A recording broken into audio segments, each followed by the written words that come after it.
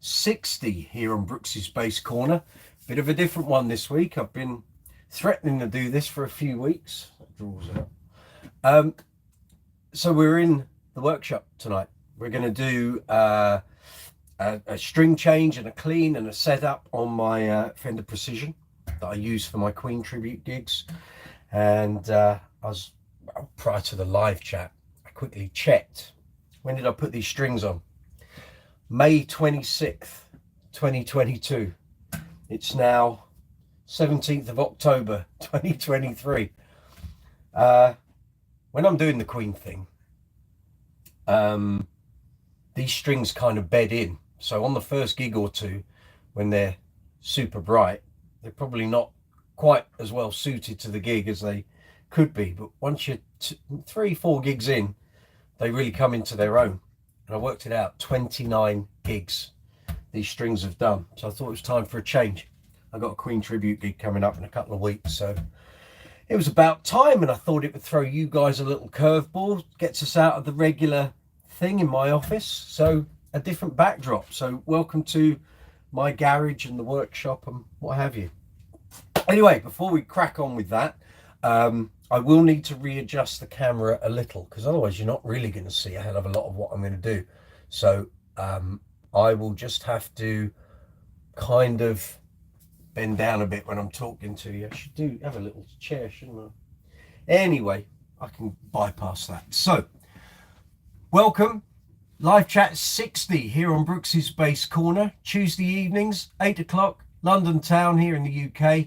Hope you're all safe and well. The world is in a right old state at the moment, so if I can bring a little bit of light and entertainment into your lives, then great. That's what I kind of aim for anyway here on the channel. So if you're watching the news, turn it off. It's just going to make you really unhappy. And like I say, if I can bring some happiness and some light into your lives while we're doing this live chat, then all the better. I'm just going to turn my live chat messages on. So there we go. I've got the laptop behind me, so I can keep up to date with the live chat. I did have it actually here in front of me, but I was aware that if I left the laptop there, it was going to get covered in all sorts of rubbish and muck and spray and polish and all sorts when we're doing this. So I thought, get it out the way. So it's behind me, which is a bit unnerving because I can see the screen on the camera, but there we go. So very welcome, live chat 60 here, Brooks's Bass Corner. It's a bass channel. If you've never ventured onto my channel before, welcome. You are very welcome. Come on in. We're all friends here. And I've lost my thread. So we're talking basses, bass guitars, amplifiers, pedals, gig bags, accessories, combos, anything to do with bass guitars, cleaning materials. Now, how novel is that? Normally I show you bits and bobs in the office. Well, all the stuff is here. It's all here. Some of it's out of view of the camera, but I've basically got all my products and bits and bobs here. So although I say that, I couldn't find my black gloves that I do workshop stuff with. I've put the box somewhere and I can't find them, so I'm gonna have to go bare hands tonight, unfortunately, unless I suddenly, it's one of those things, I bet I'm looking at the box and I can't see it, I can't find it, so we'll go without gloves this evening. So if you've not been here on one of my live chats before, you're very welcome. I'll give you a quick rundown of how all this works. So it's a two-way conversation. If you don't get involved in the chat, that's fine. If you're just watching, if I can give you some advice, give you some info that you might find useful, then that's great as well. If you want to get involved in the chat, that would be fantastic. So it's a two-way thing. If no one gets involved, then I'll set this bass up and we'll call it a day. But hopefully some of you will get involved. A lot of the regulars I know normally will. So how this works is, this is the video screen. Directly below, if you're on the mobile app, is the live chat window. If you're on the desktop version, the live chat window is that way. So put your insertion point, your cursor, your pointer, whatever you want to call it, into the live chat window, type your comment or question, press send, it'll appear. It'll appear there and it'll appear here, right behind me. Once I see your messages, I can reply to them. It's going to be a little tricky, obviously, because I've got to keep turning around to have a look at the laptop or the camera to see if there are messages. So what I'll say tonight is, please fire your messages away. I will maybe every 5 to 10 minutes check what's there. The other thing is, I'm outside the house, so the broadband connection isn't the greatest. So I noticed earlier there was a slight delay on the laptop picking up the live chat messages, and just generally how it was dealing with the internet and being online. But it seemed to be, it's sped up, so I think it's doing okay. So yeah, put your questions, comments in the live chat window, press send. I'll reply to them as soon as I see them pop up. At the bottom of the live chat window, you'll see an emoji icon. Feel free to hit that, give it an absolute walloping. The regulars know what to do. The more emojis you contribute into the conversation, the more the YouTube algorithm likes it. It shows you getting involved in the chat. Hopefully you're enjoying the video, or you will do once I get going. And if you aren't already a subscriber to the channel, please hit the hit the subscribe button. It's cold in here. The old jaws freezing up. So yeah, if you aren't already a subscriber, please hit the subscribe button. Hit the notification bell so you get notifications when I post up new messages. And please give the video a like. I know a lot of people don't bother liking videos or getting involved in any way or leaving comments, not just on my channel, but on YouTube generally. Please, guys, it really helps those of us who run YouTube channels. Just a thumbs up. It doesn't cost anything. Literally a click of your mouse. That is it. That's wonderful. If you care to leave comments, that's even better. At the bottom of the live chat window is a facility called Super Chat. So basically you'll see a dollar symbol next to the emoji icon. If you hit the Super Chat button, that allows you to make a financial contribution to the channel, which helps to keep the channel going, hopefully for as long as possible. It also allows me to buy all the bits and bobs that you see on the video. So every week I say lights, cables, mic stands, boom stands, editing stuff, interfaces, all the effect pedals and basses and amps, all of this stuff gets paid for, has to be paid for. None of it comes to me for free. This week, as we're in the workshop, you can see all the other bits and bobs. I'll just bring the camera down a little so you can see. So if you've watched any of the workshop videos here on Brooks's Bass Corner, you'll have seen a load of these products. But anyway, let me give you a quick rundown. So there's a pot, I guess, which has got string snips, screwdrivers, scissors, capo, string cutters, the Music Nomad tool set, which allows you to clean all the muck between your pickups without removing the strings. Then we've got some Dunlop products, cleaning brush, pens, pencils, Dr. Duck's Axe Wax, Maguire's Scratch stuff for the gloss finish, various Dunlop sprays and cleaning bits and bobs, some strings from Rotor Sound, feeler gauges, we've got string height and pickup height gauges, we've got neck radius gauges, we've got the Allen keys are there, we've got the simple green, I know someone was asking about that last week, we've got Music Nomad cleaning products, we've got Never Dull for cleaning up hardware, fretboard conditioning wipes, which we're going to use tonight, maple butter for cleaning a maple fingerboard, we don't need that tonight, batteries, fret eraser, masking tape, bits and bobs, grip guards for cleaning the frets up. Going to give the bass a fret clean tonight, it needs it. And there's the bass. So all the products, all the bits and bobs I've just shown you, that all has to be paid for. I don't get any of that for free. So if you hit the super chat button, that allows you to make a financial contribution to the channel, allows me to keep all of this stuff stocked, do more videos, keep the channel running for as long as possible, allow me to make more content. That's how that kind of works. Underneath the videos, video window, you'll find a row of icons. So you'll see the thumbs up and thumbs down. Please give it a thumbs up. If you give it a thumbs down, then please leave a comment. Let me know what you're not enjoying, what you don't like. I can't make the videos better if you don't tell me. There's the share button that allows you to share the video out to social media, email, websites and what have you. There's the save button so you can save the video for watching at a later date. Next to that, you'll find a love heart with a dollar symbol in. That's called Super Thanks, which works exactly the same way as Super Chat. Just allows you to make a financial contribution to the channel if you wish to do so. You don't have to. All of my videos are free to watch. The channel is monetized. So if you find a video that you particularly like, or some information that I provide you find really useful, or any hints, tips, anything, if you find it helps you out, if you want to make a contribution to the channel, might be a small amount, might be a big amount, feel free. You don't have to, but it helps lubricate the oil, lubricate the wheels of the algorithm is what I meant to say. So that's what all of those sections do. Underneath the icons, you'll find the merchandise shelf. You can buy merchandise from there if you wish. Brooks's Base Corner merchandise, of course. There's the hoodie, modeled by me.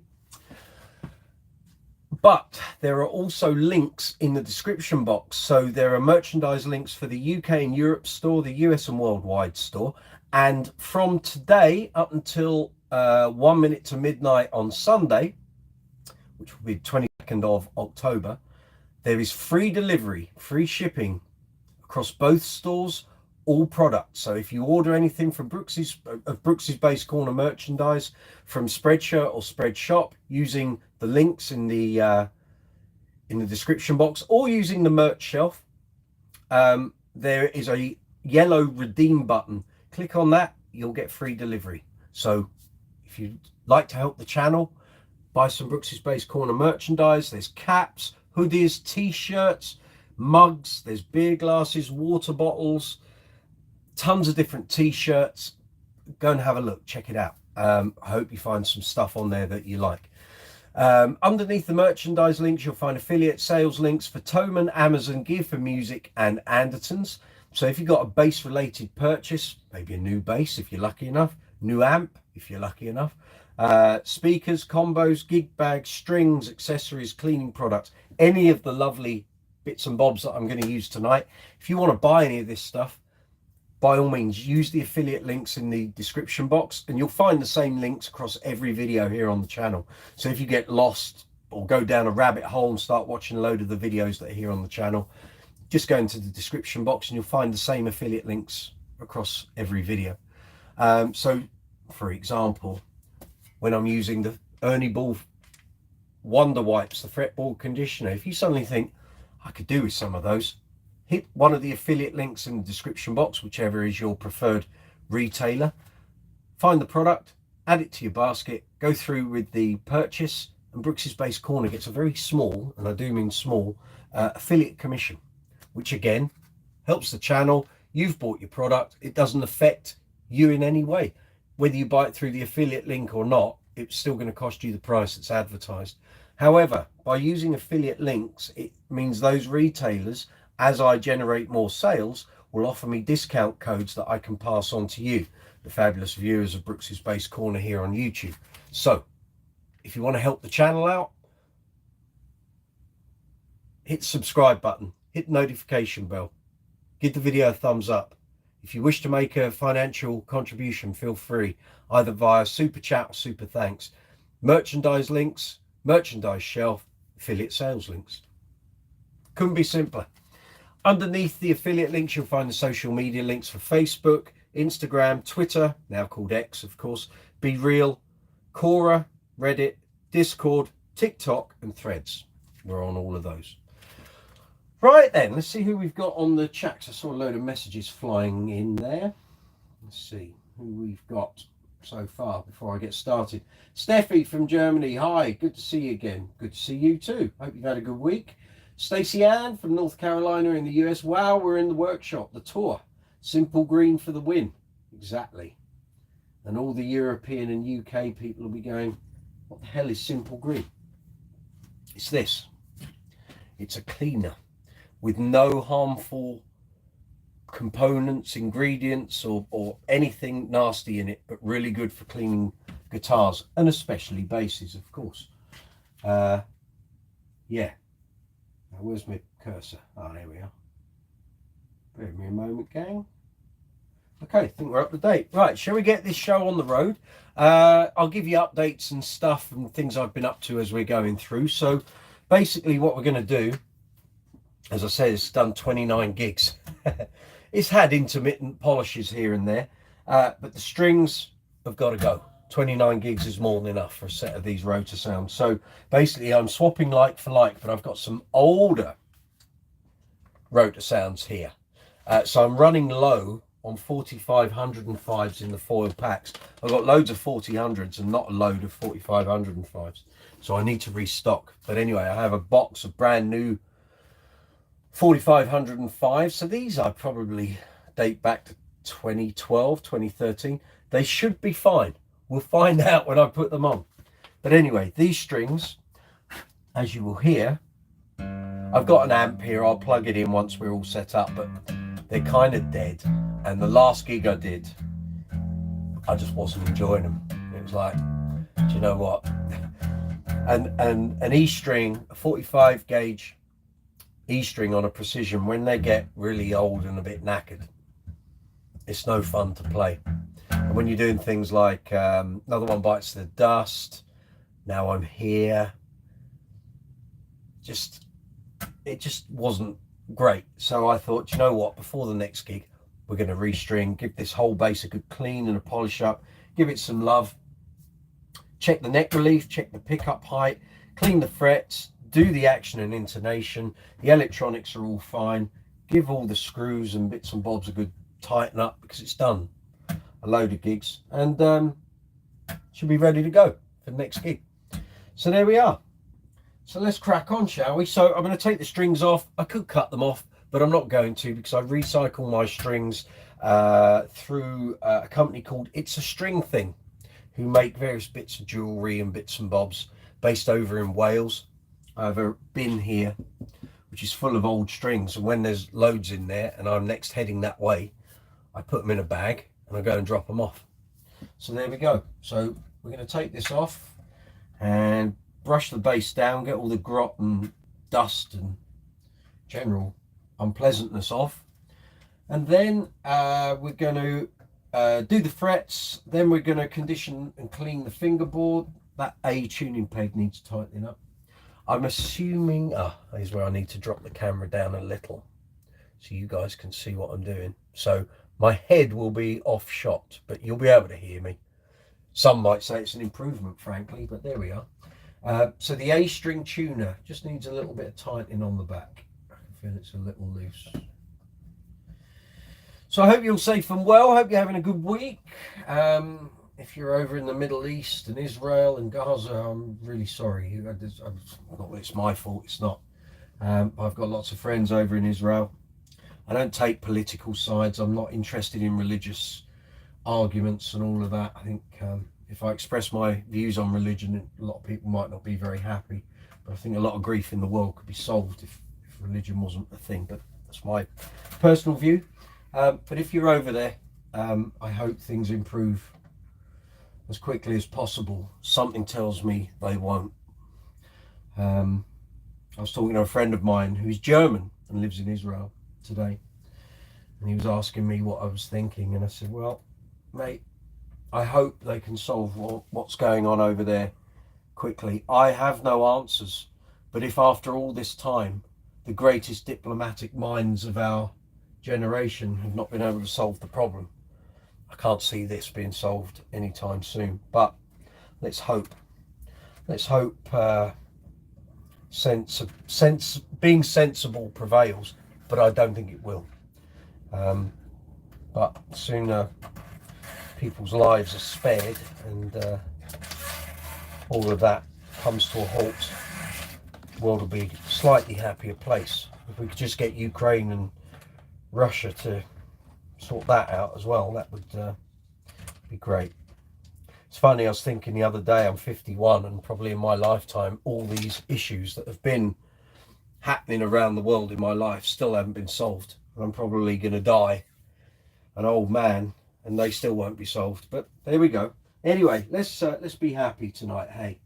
So if you have questions while I'm doing this, so I know a lot of people are scared about doing their own setups and adjusting truss rods and cleaning their bass, and got any questions, put them in that live chat window and I will respond to it. And if you see me use any products and you're thinking, what the hell's he doing, or what is that stuff, ask. And I'm also very aware that where the camera is, as I'm moving doing things, it's going to focus in and out. So I hope you don't suffer from vertigo or seasickness, but if it does, it does. I've got it set on the camera to autofocus and not move about, but for some reason it still does. So anyway, here we go. But anyway, I hope you're all safe and well. I hope you had a good week. Hope your bass playing's going well. What have I done? Last week was Uncle Funk on Saturday at Harlow Playhouse in kind of Hertfordshire, Essex way.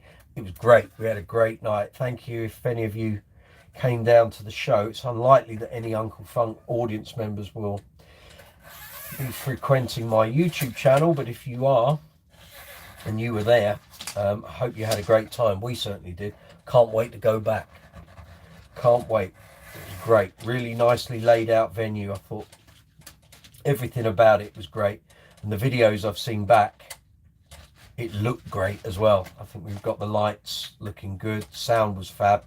So yeah, saw one of my old friends, Mr. Darren Bazzoni. I've got to remember the camera's there, Mike. I am here. Darren, old friend, great drummer, amazing drummer, producer of some very good theatre shows and a million other things, songwriter, entertainer, comedian. You've seen his Barnet. And yeah, and he came along with his son, and it was lovely to see him. He was great. I haven't seen him for quite a while, actually. He does the Neil Diamond. He's actually, sorry, he does the Neil Diamond. Finish the sentence, Mike. He is the producer of the Hello Again Neil Diamond tribute here in the UK, which is very successful and extremely busy. I had the good fortune to do a couple of gigs standing in for their regular bassist last year. A lot of fun. Had a good time. A lot of material to learn, but no, very good. Very enjoyable show. So yeah. So he came down and yeah, really good show. Really enjoyed it. What have I got this week? Uncle Funk again. One gig Saturday at the Bourne Corn Exchange. I think it's kind of heading towards Spalding, north of Peterborough. So we're there on Saturday, and never played there before. Haven't played in Spalding for, oh God, about 13 years or so.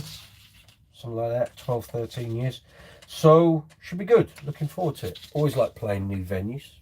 Never know when you might find a gem, as happened on Saturday. Harlow Playhouse. Fabulous. Loved it. Absolutely loved it. So yeah. So here we are. Not many people on at the moment, clearly. How many we got? 7. Welcome all 7 of you. Hope you're okay.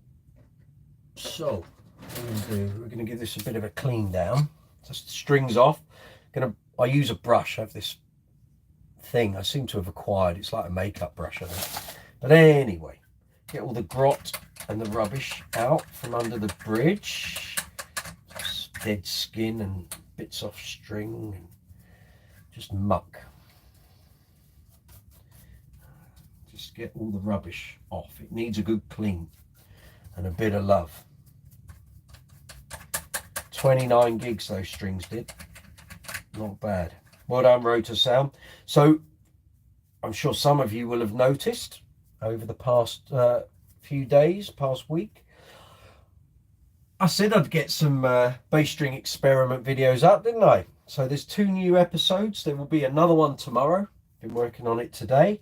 And there's some new shorts with that as well. And so the first one covered gigs 15 to 19, which was from middle of October last year through to the very start of December last year. And then the second video was gigs 20 to 24, which covered the first full week of December last year. So yeah. So if you've watched them, hope you enjoyed them. Let me know if you have watched them. If there's anything on those videos you're not sure about, or what the hell is he talking about, ask me. and I'll try my best. Now this bridge is a bit grotty, so it's going to need more than that, so it's going to get some simple green in a minute. So we just finish doing all this. And the machine heads need a good wipe too. Those queen gigs can get a bit hot and sweaty. So what we're going to do, we're going to give the base a clean. Okay, so I'm going to use simple green, give it all a good wipe, gets all the germs and the muck and the grot off. I'm going to use an old bits of t-shirt. I keep old rags and stuff because once you've used them a bit, you can just throw them away. But t-shirts are great. Some usually quite a bit better than kitchen roll, but although sometimes that's the best thing for certain cleaning things. But we're going to use this bit of t-shirt. So as I say, simple green, fabulous stuff. Nothing harmful in it, and really good, as used by Dave from Dave's World of Fun Stuff. And that's where I got the hint to use it. He swears by it, so don't need much. We'll give it a good clean, get all the muck and the sweat and grottiness off. I can see all sorts of stains, like droplets of stuff on that body. Let's give that fingerboard a clean up. So I'm going to clean the board. So this is a Pal Ferro board, quite a hard wood, and there's quite a tone to it, quite different to rosewood. This was when Fender were having to use Pal Ferro instead of rosewood because of the CITES issues a couple of years ago. And now they've reverted back to rosewood. But these boards, it's hard to lubricate them because they're not that open pore. They look like they're open pore, but they're not. Or certainly not to the same extent as like a rosewood board. So that's why I'm using the Ernie Ball conditioning wipes, because that'll do. There's no point putting linseed oil on there, it just runs straight off. Oh God, what a state. I'm not surprised though, 29 gigs is a fair old schlep. So this is just cleaning it. Then we'll do the frets and the bridge and the hardware. Although to be honest, I'll probably do that after we've done the frets, because the frets going to take a bit of time. Who have we got here? Lewis Wingrove, good to see you. pH balanced, yes, the simple green, exactly. That's the fella. Simple green does the business for sure. Lewis saying hello to Stacey. Stacey saying hello to Lewis. Safe to use on most surfaces, exactly. I've had no adverse effects from it, and it's good. And if Dave from Dave's World of Fun Stuff uses it and swears by it, then that's good enough for me. I'll say evening Dave, but I'm sure he doesn't watch my channel. He's far too busy doing his own videos and stuff. But anyway, thank you for the inspiration, Dave.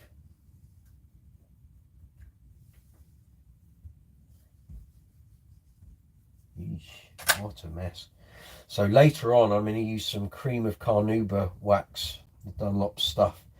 I used it on Status Empathy. Keep looking at the laptop. Sorry, you guys are over there.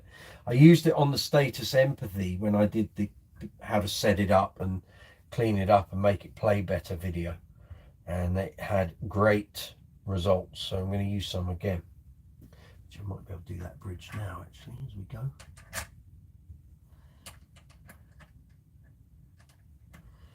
Wowzers, that's a right old mess under there. Hope you can see all this. Actually, I'm wondering. Oh, I can't. I can't. No, I can't. Should have set that before we went on camera. I was going to see if I could zoom out so you could see more of what I was doing. But there we go. You ain't got to look at my face. It's an improvement, I'd say. Pedal Master, exactly. Props to Dave, absolutely. Mr. Ernie Ballsack. That's the one. Right, there we go. So let's taken the first level of grot and crap off here. We'll clean the hardware up once we're well, I'll do the machine heads probably once I've strung up, and then the bridge I'll do before we start stringing up. So next thing will be, let's clean the frets. So just check the back while we're at it. I don't think that's too bad. Yeah, I gave that a clean not so long ago. I'm going to use the Music Nomad. Why am I looking at the laptop? You're over here. Music Nomad microfiber polishing cloth. And we'll give this another going over with the cream of carnauba stuff at the end. Well, at the end, once I've done the frets.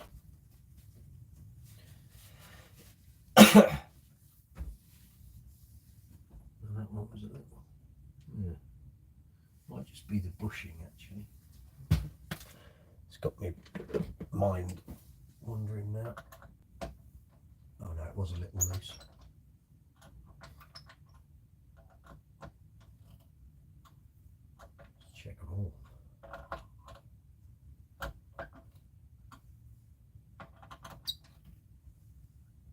It's better. Right. So normally what I used to do was you'd mask it up with the masking tape, which is great. Quite precise and what have you. Takes a bloody age. And we're on a live chat. I could do it, but you're going to see me taping up for 20 minutes. So what we're going to use are these fine things. Music Nomad grip guards. Wonderful. There is a new thing that Music Nomad have come out. So basically you have that and you put it over, you do your work, go to the next one. Very good, very nice. They've now come out with a device, contraption, whatever you want to call it, that basically sits on there as a block, shields the wood and exposes the frets, so you can literally go over it all in one hit. So if you've got a sanding bar, sanding block, or even with the fret eraser, you can just do it all really quick, saves time.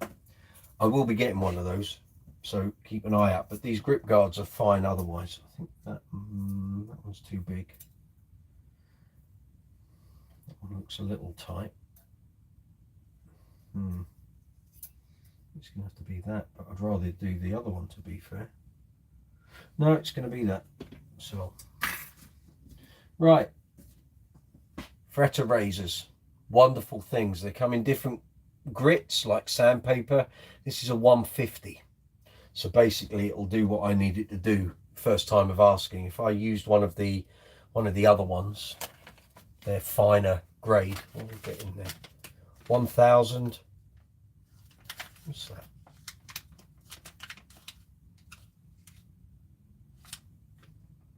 $180. Here's another one. Oh, there it is. It's a 400.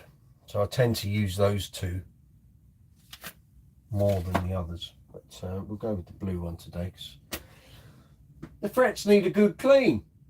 Loose Wingrove. Carnauba is a natural product as well. Should be using a paste wax. I forgive the liquid stuff. We're using what I've got. That's the way it's going to be. So basically you can hold it, but I find it's easier just to hold it with your fingers in place. And because there's a camber on the board, which is good because these have a camber, when you're using them on something like the Status, which is flat, then you've really got to hold them in place. You can't use the handle. There's absolutely no point. And then all you do, as you would with an eraser on a piece of paper, you rub the fret. And they start to come up really nice. And what I'm probably going to do, I hadn't thought about this, had I? No, I can use the grip guard. I'll use some Never Dull wadding, this stuff, and that will really make them gleam. Again, you'll have seen me use that on the other workshop videos here on the channel. It's grand stuff, especially if you've got brass hardware. That's the thing. So if it looks all horrible and sort of yellowy green and tarnished and not that great, some of that, it comes, well, it shines. It's like gold again. handy for alembics and arias that have brass hardware. If you've got a bass with a brass nut or a brass bridge, that's the stuff you want, I assure you.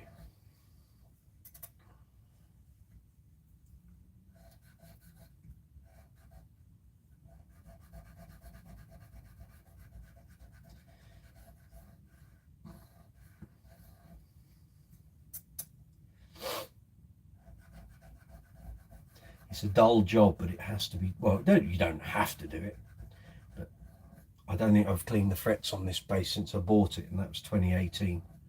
So it's due a bit of TLC.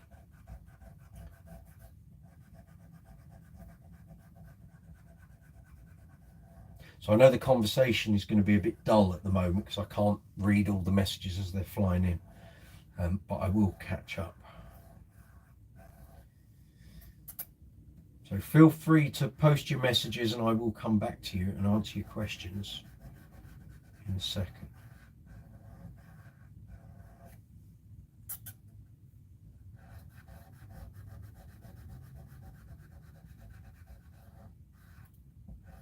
I'll do a clutch of frets and then I'll check. Does that sound like a deal?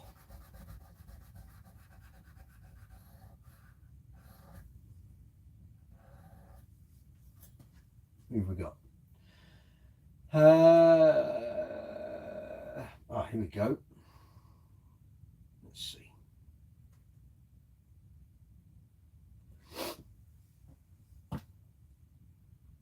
Stacy, do you think the paste is easier to control, Lewis, when using the microfiber wipe in opposite direction of the wax application?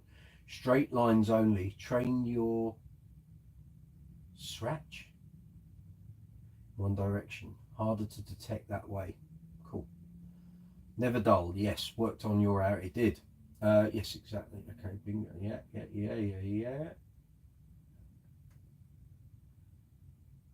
Ben Kennedy, good to see you. Welcome. Evening, Brooksy. I'm keeping well. Played my second official gig with my band last night. Excellent. How did it go?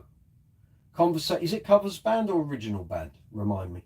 The conversation is never dull. Whee, bang. She's here all week, folks. Lewis, plus the Canuba count is much better than liquid wax. When purchasing conditioner, a dark grade wax for dark colours. Can't see it. There's a love heart there. It's more refined. Anything else is totally BS. Got you. Cheers, Lewis. Right, where were we? Oh, I can see. Yeah, that one. Yeah. That's the fella.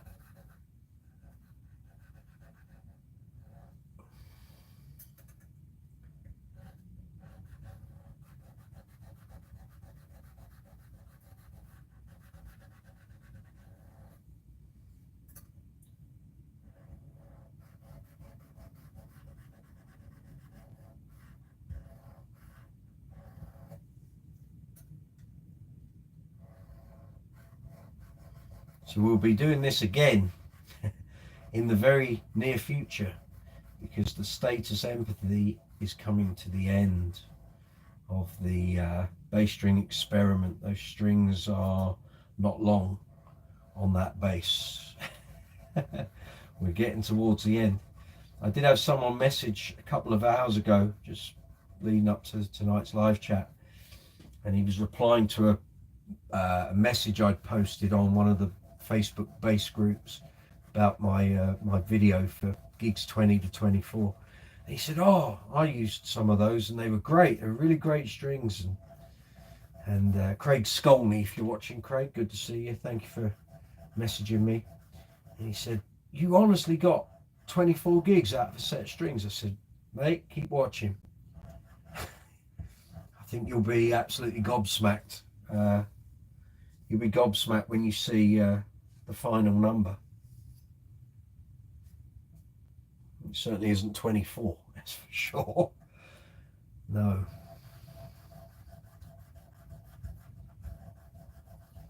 But I know I could hear in my in-ear monitors on Saturday, those strings were starting to really lose bottom end. it was almost like on some of the songs, I couldn't tell if it was because the IEMs weren't in my ear properly, or it was the bass was losing bottom end because of the state of the strings. I don't know. I'll know on Saturday because I'm going to use the bass again, and it could well be that's the final gig. We will see, but I cannot complain.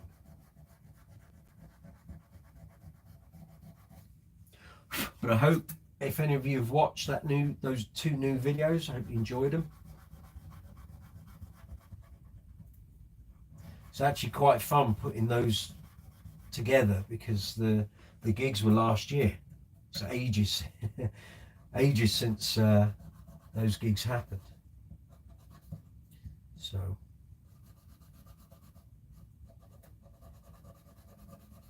if any of you have been out to see Level 42 on their tour, hope you had a good time. I think I'm catching them possibly next week and the Hammersmith show. I haven't decided if I'm going to be able to make one of the shows next week, but they're nearer to my location, so if I can squeeze one in, I might. If you've been, let me know what you think. I know what the set list is, so my good friend who is Pete Ray Biggins Tech sent me the set list in advance, so I know what the material is. Right, that's that. Let's give them a quick wipe. Dry rag, and then we're going to polish them up, and then we're going to clean the use the fretboard conditioning wipe to sort the fingerboard out. Now then, yes, Lewis, 30 years of detailing cars. You're the man. George Iliadis, good to see you. Hope you're well. Welcome to the workshop. Yes, a mixture of covers and originals, Ben Kennedy. Hoping to do more of the latter option. Good. Got a positive response from the crowd, but safe to say that we were worried we couldn't play due to the sound guys. Why? What happened with the sound guys? Lewis, my favourite is Zimmel, Chemical Guys. And for basic stuff, as in auto parts store, would be Mothers. It's not engendered to fail after 30 days. Very good. Right. Let's give these a quick wipe. Then we'll put the Never Dull on and we'll see how we go. So I could pull the camera down here to let you see the before and after, but it's a bit late now. But take it from me, they were fairly dull frets. And they won't be in a moment.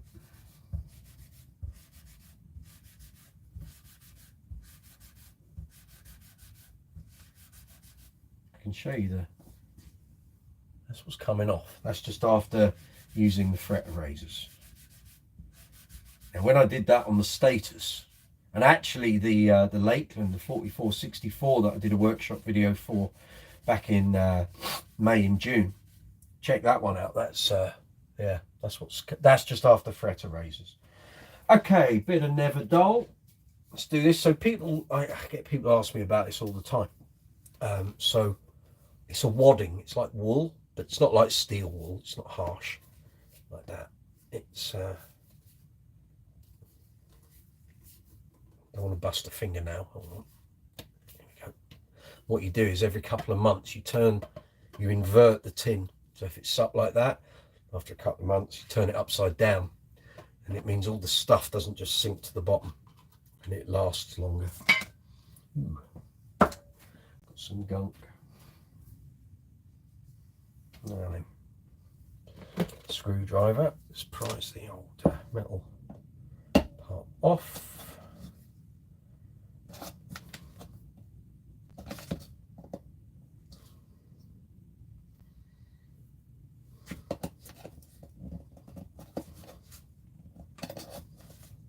Go.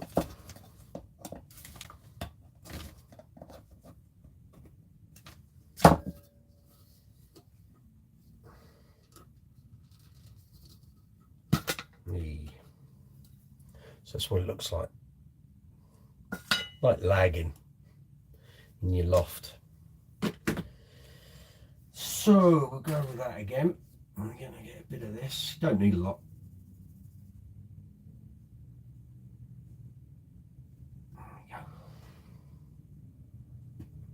I said, don't need a lot. Hold it in place. You don't want to get much of it on the fingerboard, although it's going to come off when I clean it anyway. This is when masking the board might have been a better idea, but I've had it before where I've done this. If you do this all the way up and then you wipe them down, so it's 2 frets in, you know what I'm saying.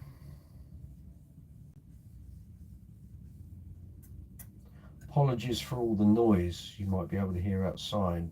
People with noisy cars and motorbikes around here, and they use the road at the other side of the woods because it's a long straight road. They decide to absolutely leather their vehicles and bikes. It don't half make a din.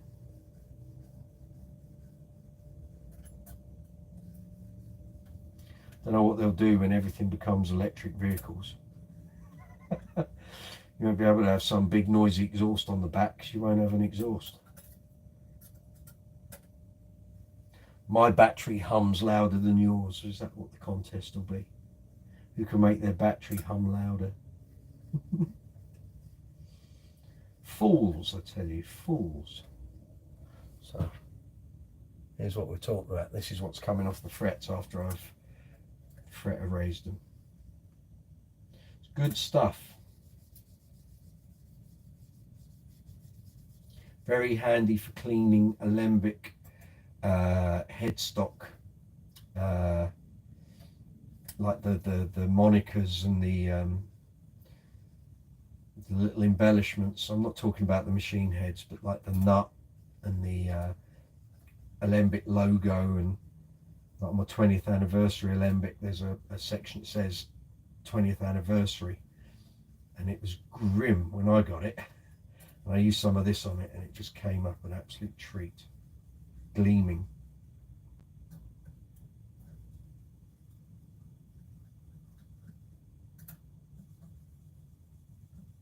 So like I say, in a moment, this is going to get wiped down.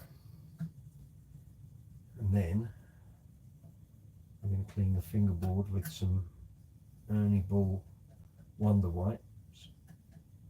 Wonder White singular. So there you go. That's all the muck and rubbish that's come off of there. So we'll just give that a little wipe. Who we got here? Chemical Guys stuff is epic. Thank you, Stacey. Lewis, the 30 days is the concept from Maguire's Wax, despite the fact Barry's namesake said he'll know, don't, but the average car man washing and waxing every weekend. Okay. Stacey, like keeping silver polish shaken every so often. Exactly. Ben Kennedy, we were opening for an American band and cabinets were supplied. Same acoustic amp as last time for me. Excellent. The engineers asked if we brought our own heads for the amps, but nobody told us we had to. Oh, mate. Can I suggest buying a preamp pedal? Maybe something like an Aguilar tone hammer pedal, or there are other variants by other manufacturers. Keeping it in your gig bag. You've always got a head then. Even if it's just going out front, you're in charge or in some control of the tone that's going front of house. Liz Ringoes, designed to make the weekend warriors happy. It's not protecting nothing, so the bad news is finding out the lies. Wax is for surface entertainment. Star by Stacey Ann, yes, Never Dull is just wonderful. So satisfying to see the shine emerge from the depths of the darkness, as that piece just reinforced. Yeah. Right, that can go back on. That's the only thing we're going to be cleaning with that. So it's standing upwards. It was, when I came into the garage, it was upside down. And then he puts the lid on at an oblique angle and mucks it all up. There we go. Very good. Done. Right. Let's wipe this down and... Right. Let's put some Never Dull residue here, but that's okay. Frets are gleaming. What can I say? And it will come off when I do the fretboard conditioning anyway. Woo, them frets, they shine. Look at that. Now we're talking. Cooking with gas, Stace. Cooking with gas. Graham, Evening. How you doing? Lewis, to protect paint, must correct paint, put ceramic coat or glaze, then you may wax your paint. Thanks, Lewis. I will come back to this. This is the joy of doing, when you type all this stuff in the live chats, it's there permanently in the live chat folder on the channel. I can come back to what you've written and write all this down and educate myself. So keep doing that, my friend. Very handy. You may be wondering what we're doing, Graham. We're in the workshop, mate. We're in the workshop. My Precision, which I use for the Queen tribute gigs, needed a string change. I have been threatening to do this for a few weeks. And I thought, do you know what? Tonight's the night. I worry that you guys get a little bored when I'm sat on a chair in my office in front of a wall of amps. And we're chatting and it's all good, but a little change now and again doesn't hurt, does it? And it also means you guys can ask questions as I'm doing it. I get people asking me about setups and what I do, string heights and all that all the time. So tonight is a very good time for people to ask those questions. So if you want to know pickup heights, intonation, neck relief, all those things, we can do it. Yeah, we can. And it means I'm not sat on my backside for 3 hours. I'm stood up for a change. And this is a job that needed doing. So it's like 2 in 1 for me. We're having an educational live chat and I'm getting a job done that needed doing. So it's all good. Those frets look fab, I have to say.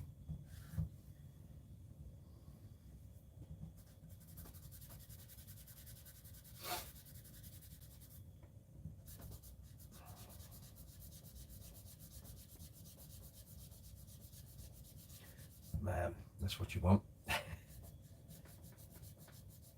And you can see it because the never dull has kind of frosted over the frets. They look dark grey, and then when you wipe them up and they're gleaming, it's like, wow, that's what you want. Lovely. In a future video I may well replace the nut. A little bit of the plastic chipped away, God, about 2 years ago. It's fine, doesn't it's not in a bad place, but I'll just replace the nut. Make a good video, won't it? There. See? That's why you do it. Get all of this stuff off. So you've got nice clean frets. Right. One of my favourite things in the world. Ernie Ball Wonder Wipes. They're great. There are a couple of different variants of these. So this is the fretboard conditioner. There's a separate one for string cleaning, and I think there's another one for certain wood types. But anyway, these are fabulous. You can buy them in boxes. I've got a box here. You also buy them in bigger bags. So that's the boxes. You get 6. Is it 6? Yeah. But the wonderful thing about these is you can buy them in a plastic tub, like you can buy the things for cars and what have you. But I find these are far better because they're all self-enclosed. You take it out, use it, you throw it in the bin. And if you're a traveling bass player going abroad, like when I do my trip, or used to do my trips to Eilat in Israel, I'd take about 5 of these with me, and it meant I get to keep the basses clean, keep the fingerboard clean. And when I was out there, I'm doing a gig every day, 2 to 2.5 hours every night in really hot temperatures. You can imagine the state of the fingerboard. So if sometimes I took the Empathy, but sometimes I took wooden basses. These things are worth their weight in gold. The other guitar player in the band used to have to go and see the cleaner, and it was funny, it was comical watching him try to explain polish. So he wanted like Pledge or Mr. Sheen or something to clean his guitar. It was like something out of Fawlty Towers with Manuel, and they were going, okay, and they had no clue what, and all he wanted was spray polish for his guitar. But anyway, he really had to be there. Graham, not too bad, thanks. Although I've destroyed my bank account, has purchased a new bass. Spill what? What have you bought? Stacy, there it is rather. All right, Ben Kennedy, I was able to plug into the head on top of the amp, TC Electronic. It was our guitarist who had the issues because being told they couldn't plug into the heads that were already on top of the Marshalls.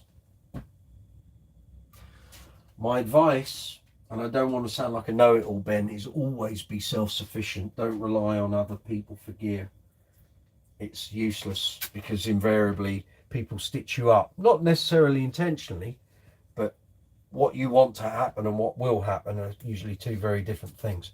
So that's what a Wonder White looks like. It's all folded up and you unfold it like so.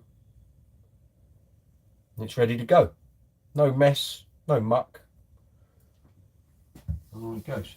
So I'm not spraying anything on, it's all contained within the white, which is fab.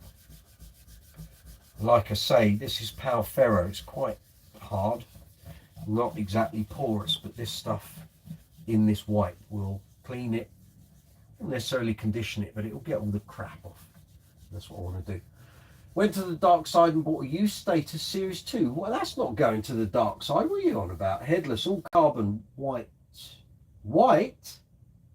I didn't see that. Where was that? I might have to buy that off you, mate. A white Series 2. I want pictures. Send me pictures. If you decide to sell, I want first dibs. I love a white bass. I'd like a white Series 2 and all. I used to have the bass that Robert Mitchell flaunts on the Facebook status group. So there's a headed Series 2000. It was mine. I sold it to him during lockdown because I needed to come up with some cash. I was going to have that bass resprayed in white. I keep looking at the laptop. Sorry, it's camera's here. I was going to have that bass resprayed. It had various dings and scratches and knocks all over it. I was going to have it all redone in white. And the price to get it done wasn't for me. I'm sorry. I was like, no, I'm not paying that. It was going to cost a lot of money. So that's why I didn't have a mental problem selling it. Having said that, had I known that 2 years later Rob Green was going to announce his semi-retirement and Status prices were going to go through the roof, I might have kept it. But it still would have cost me a lot of money to get it done the way I wanted it to be. So I wasn't that worried. And it didn't sound remotely as good as my empathies. So that was that. You can't really see that. It's getting lots of muck off here.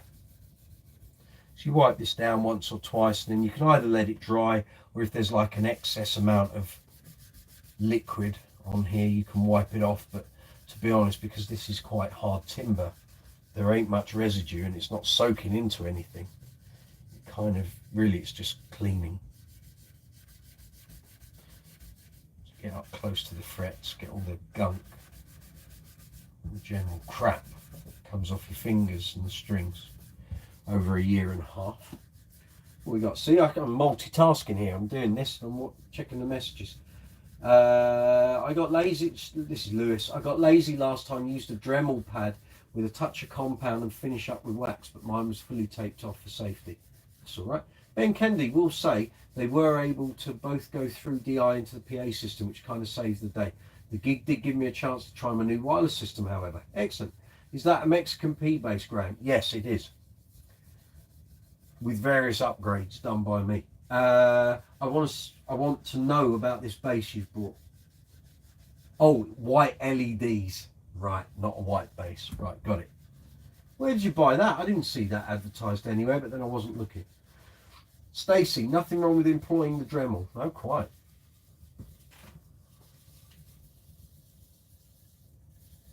Here we are. Aim back and look at the state. Yeah. Yeah, people who say they don't sweat out their fingers, or my guitar isn't dirty. Bet it is. Right, very good. And we will use, we'll use a bit of this, I think, just to wipe it down. My old Levi's t-shirt, that was. It had seen better days, so it got cut up and stuck in the rag box over there. And there'll be more muck coming off this now.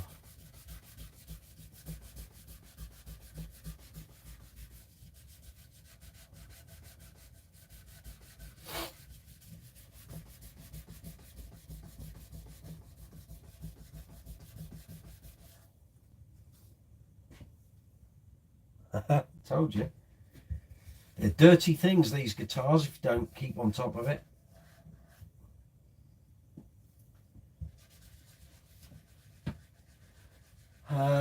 Lewis, nice gram. Okay, nothing wrong with Joe. Stacey, wow, that's a wee bit of grot. Yeah. Exactly.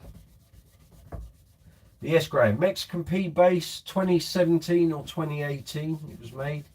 Had chrome hardware.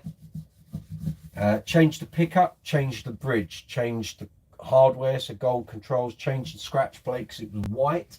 Hip shot gold hardware, string tree, that's all. Strap buttons. Pickups from Aguilar's obviously now.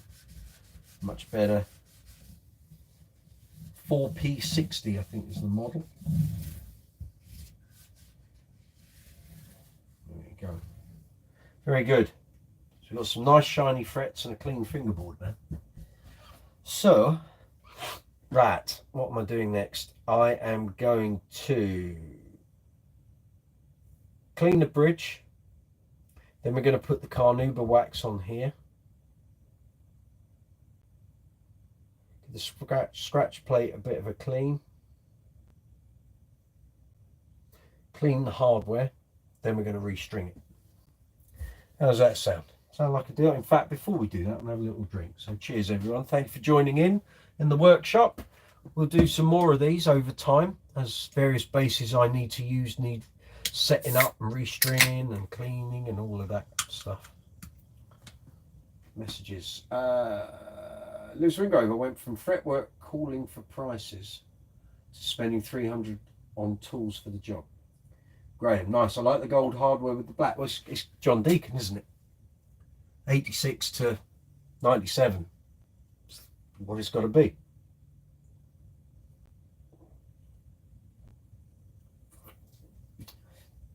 Because Fender don't sell a John Deacon model as such. They did come out with a black bass with gold hardware and a black headstock a couple of years ago, and the bass player from Mercury uses that. Sounds good, but this is fine. This does everything I need. So let's so I clean the bridge a bit. We're going to spray it up with some simple green, and we're going to get the brush so it gets all in there. Again, doesn't need to be much, but just want to get all the rubbish out because there's loads of it. Where I wiped it, it kind of just sort of scratched the surface really. Whereas now it's gonna get it. If you know what I mean. Better. So that.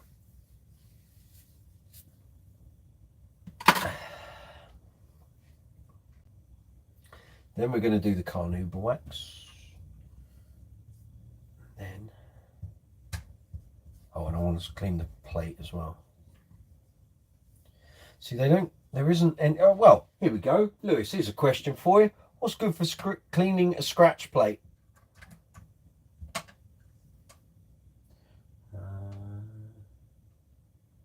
Yeah.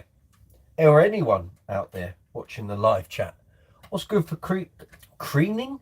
Cleaning. Put your teeth in, Michael. Cleaning a scratch plate. I'm sure most of us have just used things like Pledge and Mr. Sheen over the years, but if there is something better or something particular for that job, I'd love to know what it is. Especially on a black one that shows up any mark, grot, it becomes fairly obvious.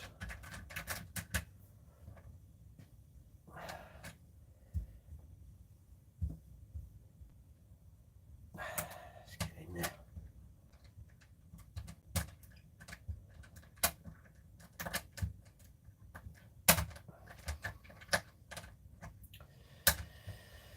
There we are, that's a bit better. Didn't look like that at the start, did it?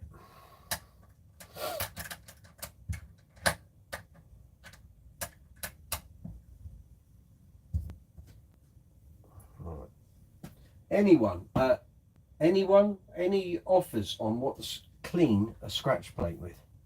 So I've got various things here, but no one's ever told me there's one thing that's good for cleaning a scratch plate. Bridge, Hipshot, Badass. No, Wilkinson, which is a cheaper upgrade than a Hipshot or a Badass. Brass barrels, heavier plate that's connecting to the base. 5 screws, brass saddles.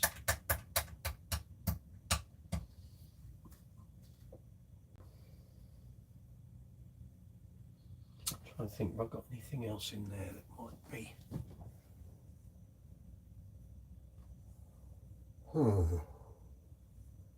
Don't think so.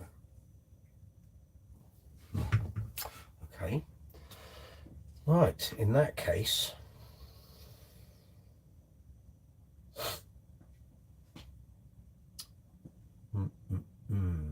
it might just have to be some more simple green, I think.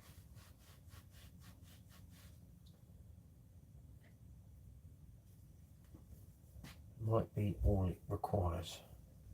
It's not a perfect black plate either. It's slightly not off. What's the word I'm looking for? It's a little faded. It's not a proper Fender plate. It was another company making Fender replacement plates, but you know, on the gig no one really knows. Just looks like a plate it should be.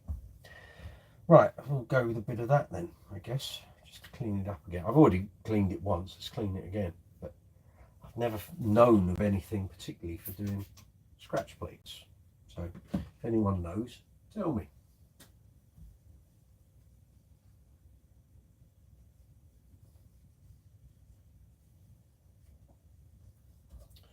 Get in between the pickups, get all the dusty rubbish around the controls as well. Get loads of finger grease there.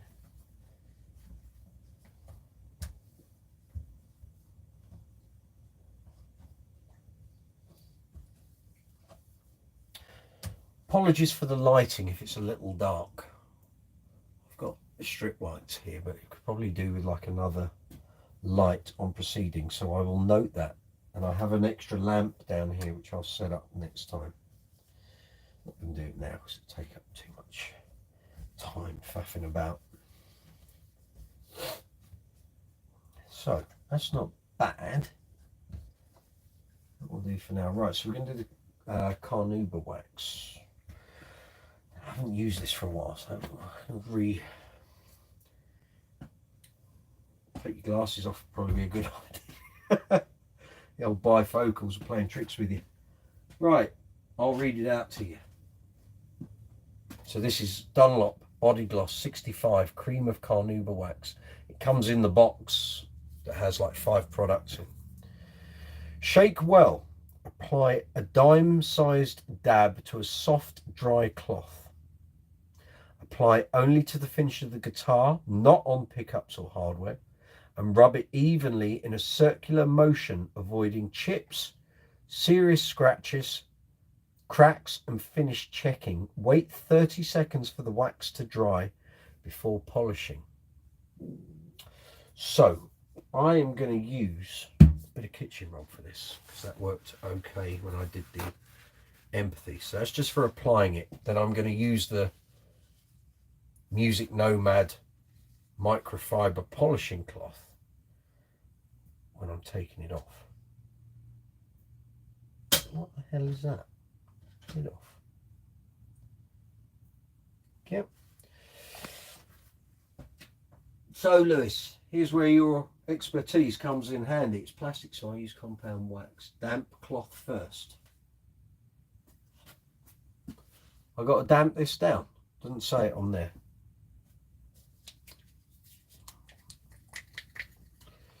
So tell you what, we'll go with my my option today, and we'll see how it goes. If it don't work, next time I'll use your suggestions. All right. Right, stick the old glasses back on so I see what I'm actually doing, which is probably a good thing. Here we are. Right. So I'm going to put it. In fact, it's been a while since I've used this, so.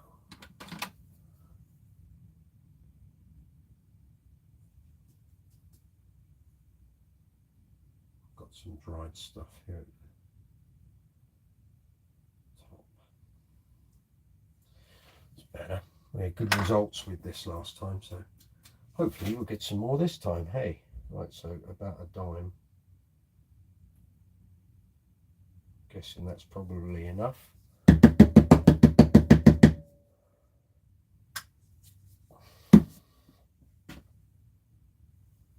Looks like a bird's dropped its droppings there. I use damp cloth as my first cleaning after dust removal, then I wipe dry and proceed with chemicals on body and lemon oil for fretwood. Okay. All right, well, I'm going to try and see how we get on with this. All right, so circular motion, and once it's on, 30 seconds.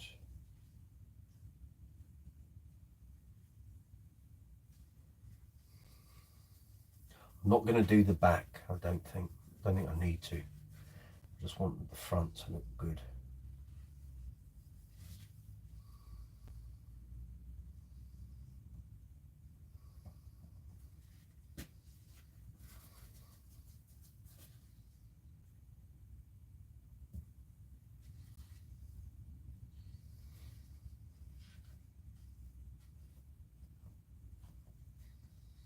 Just go a bit around there.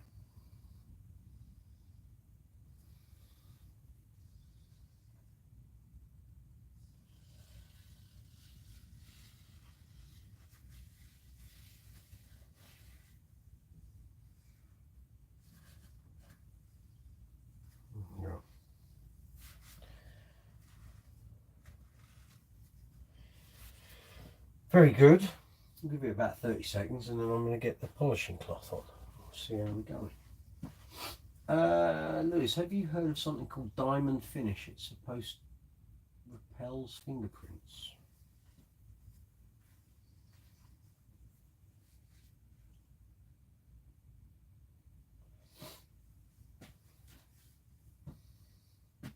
I think I'm up to date on all the messages there. Hope you're enjoying this, boys and girls. If you're not, let me know.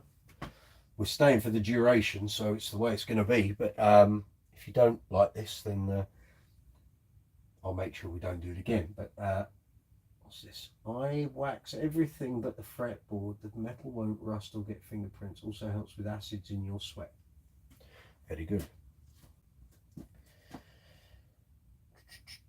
Right, I think that should do it. Right, so let's give this a good polish.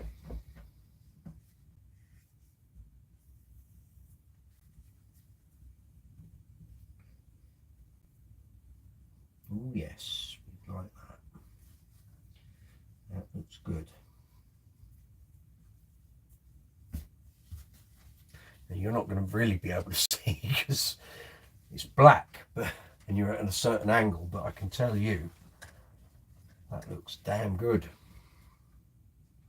So all the marks and sweat marks and probably some water droplets and all sorts that were marking the gloss on the front of the body have all gone.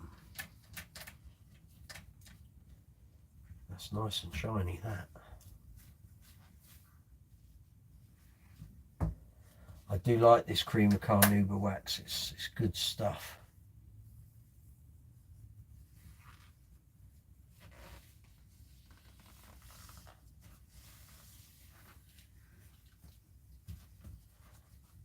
Now then, that's not half bad. There we go. Now, if you want me to move the camera, do you want close-ups? If you want close-ups, I'll get the camera closer. If you don't, then I won't. In fact, I might as well just do it, hey. All right, I'm going to take the camera down, right? There you go.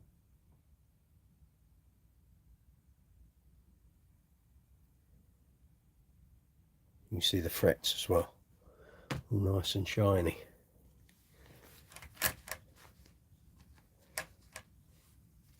That's not half bad. So if you want some of that, any of the products I've used tonight, use the affiliate links in the description box. It'll take you through, well, you've got 4 retailers of choice. You've got Amazon, you've got Thomann, Gear for Music and Andertons. Some of those are only really going to apply to UK people, but some of them will apply to Europeans and some will apply to wherever you are in the world. So basically all these things you can buy through these retailers. So if you're after them at a certain price, then you're going to have to shop around, go on each one. But please use the affiliate links, because if you buy any of those products using my links, the channel benefits.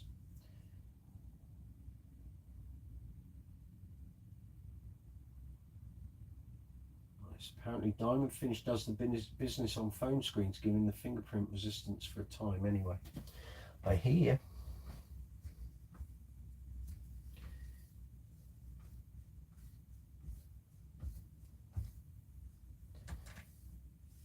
Yeah, I like that.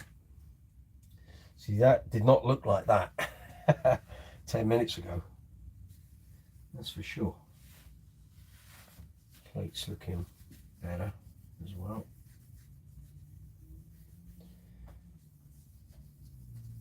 I mean, I'll be fair, this bass has taken an absolute hammering since it last got cleaned up and restrung, so you know it deserves a bit of care tonight.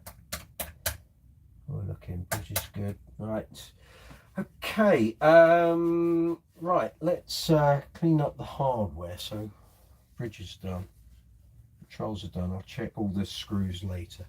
Now there's some mankiness here on the machine heads, so hopefully it's just a wipe with the polishing cloth that's required. If it needs more,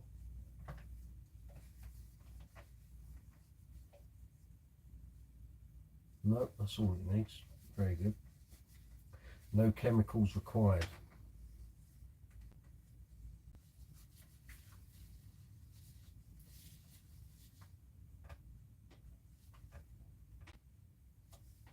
Yeah, there we go.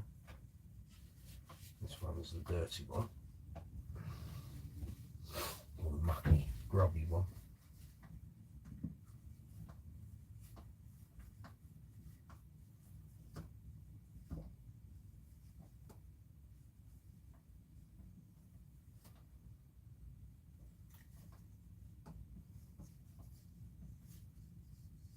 There we go, much better.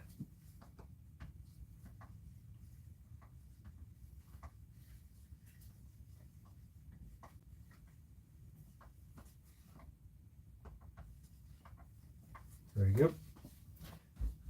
Headstock earlier on. So we are now going to restring. And then we're going to do check neck relief. Any adjustments required? Hopefully there shouldn't be. And then we'll do the action, the intonation, pickup height, and we're all done. How about that? How we're doing time wise? It's 9:20. Goodness, time has flown.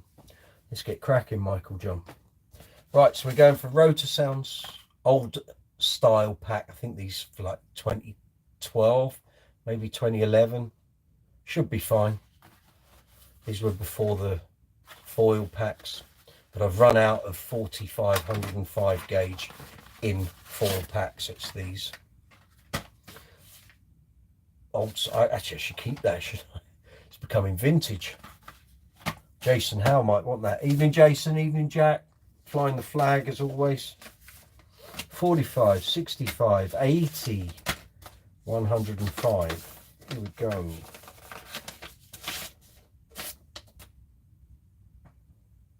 You know they're old school because they've still got silk on the at the ball end. Look at that.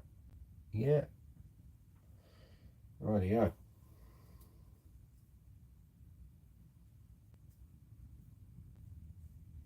Haha. Well, here's a little thing. So these were the packs before the foil packs came in. I think I've reiterated the story before, but I'll tell you anyway. So around about 2010, loads of rotor sound distributors started to complain that the strings were turning up corroded, dead, problems with the strings. Jason at Road Sound did everything possible to try and find out what was causing the problem. They did lots of changes, checked all the packaging, checked this, checked that. Then ended up in conversations with other string manufacturers, and they were saying the same. And it turned out that the manufacturer of the paper for the envelopes had stopped putting wax in it because it was too expensive, and they didn't tell the string companies. The wax was what stopped water, humidity getting to the strings. Okay, these strings have never been used. Brand new, out the box, right? E string, ball end, is all corroded. That's what not having the wax in the paper packets does. So if you've heard that story and why the foil packs came into existence, there's a perfect example. Now if I check the other strings, let's see if any of the others have got the same thing. Yeah, A string's got it as well.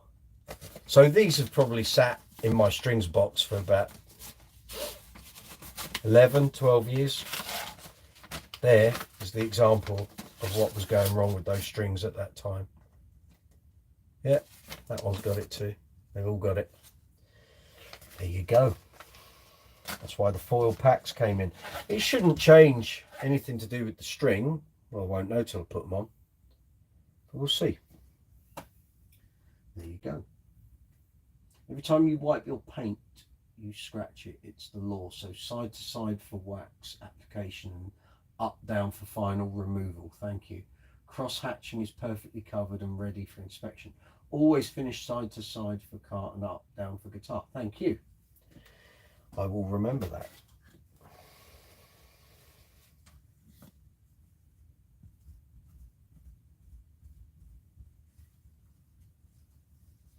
So let's get these strings in. We'll see where we are.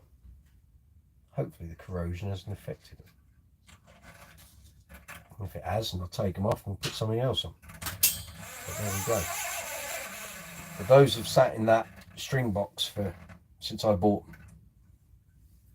So how do I do strings? Okay, if you watch any of the videos, it's always go past one and then another two and then cut.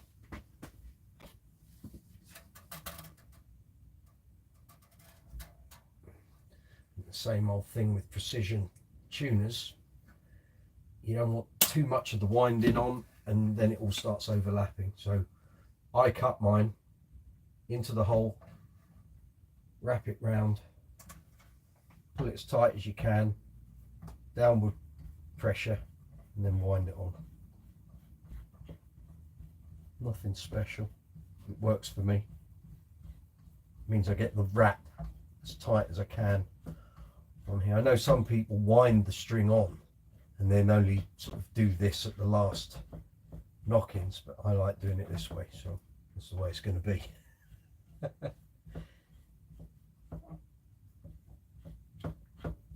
you hold the string down so it's always going onto the post at the bottom. Like Lord knows I've seen some bad restrings in my time. You pull it tight.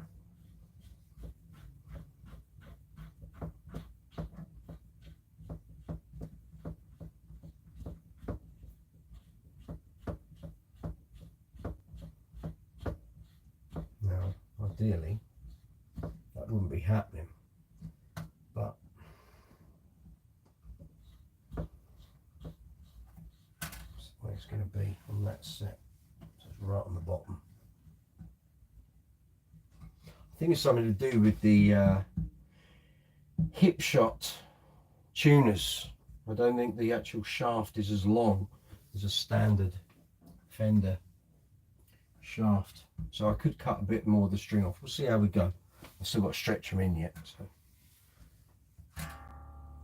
there you go. Right, A string.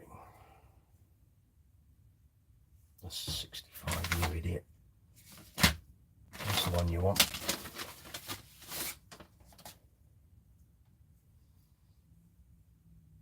Hello, cousin.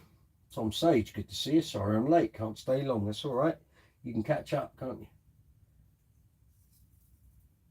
Put a towel down to prevent scratch when installing strings. If you're scared like me, I use 2 microphones.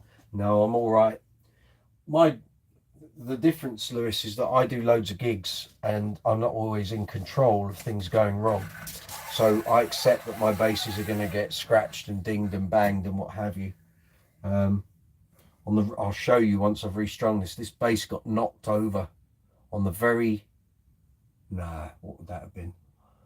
On about the 4th Queen tribute gig I did. It wasn't for the regular band that I do Queen tributes with. It was another band, and one of their crew knocked it over, and it bounced. It's got a bunch of dings on the back. I don't care. It's a gigging bass. It's gonna always be in peril anyway on gigs, so you just have to accept it. It's precision after all. And I always thought, actually, after it happened, if it comes to it, I'll just buy another one. You know, I do okay payment wise on Queen gigs, so if I had to buy another one, it is not the end of the world. And I can always take the bits off this and put them on it if I had to.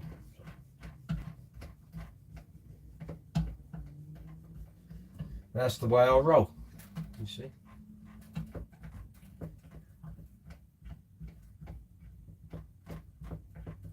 Now I realise I haven't got my tuner in here, however. No, I haven't.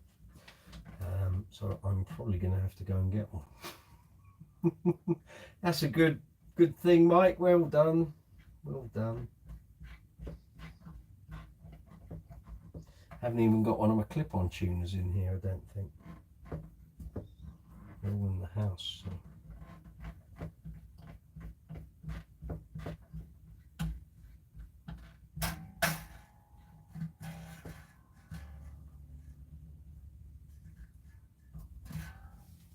Oh, sounds great, doesn't it?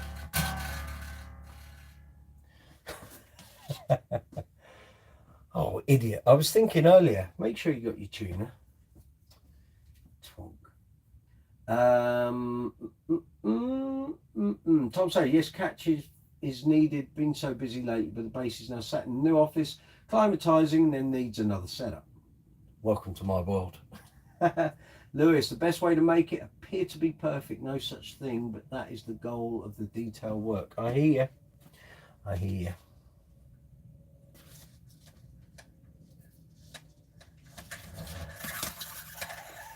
I hear you indeed. Welcome to Brooks's Bass Corner. All those people who are checking in, seeing what we're up to tonight. I'm restringing, setting up, cleaning, giving this bass a bit of an overhaul.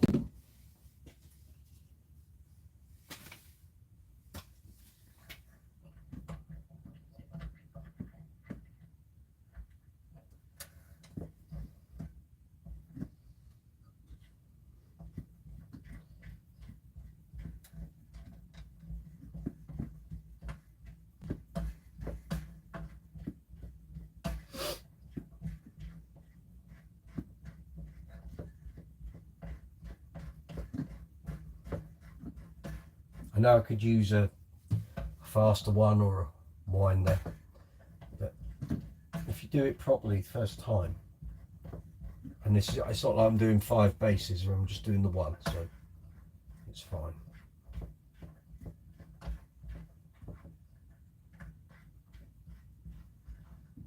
Keeping the pressure on the string, wind it on, happy days.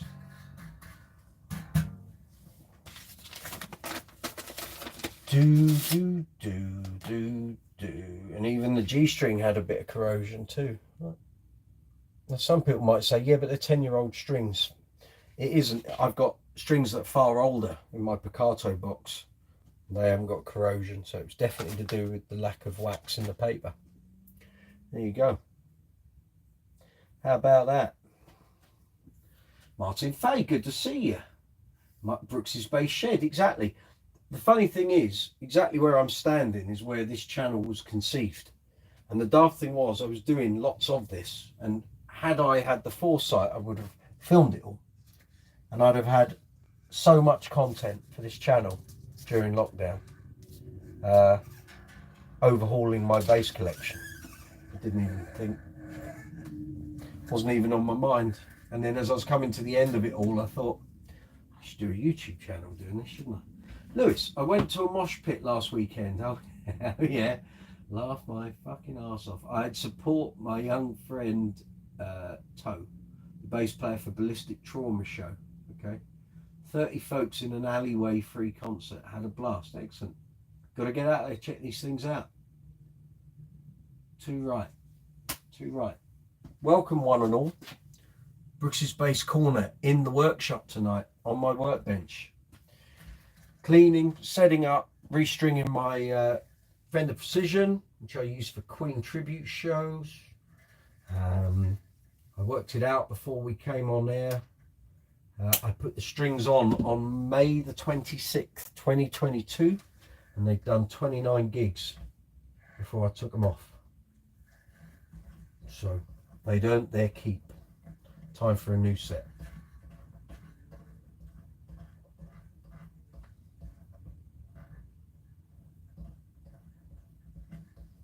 Too right.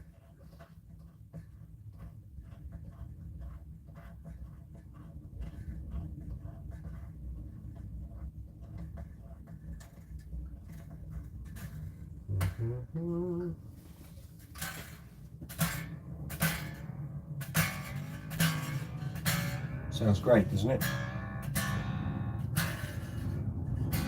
I haven't even got a point of reference, have I? Got nothing. Guys, just give me 30 seconds. I'm going to whip back to my office and get I'll use a clip-on tuner, and then what I'll do is overnight these strings will settle, and then I'll give it another tune up tomorrow with a proper tuner. Actually, I've got a rack mount in here, haven't I? It's in the Aguilar rack, and that's all that. No, I'm going to go into my office very, very quick, get a clip-on tuner, and then we'll carry on. Don't go away. Stay where you are. I will be back in 30 seconds.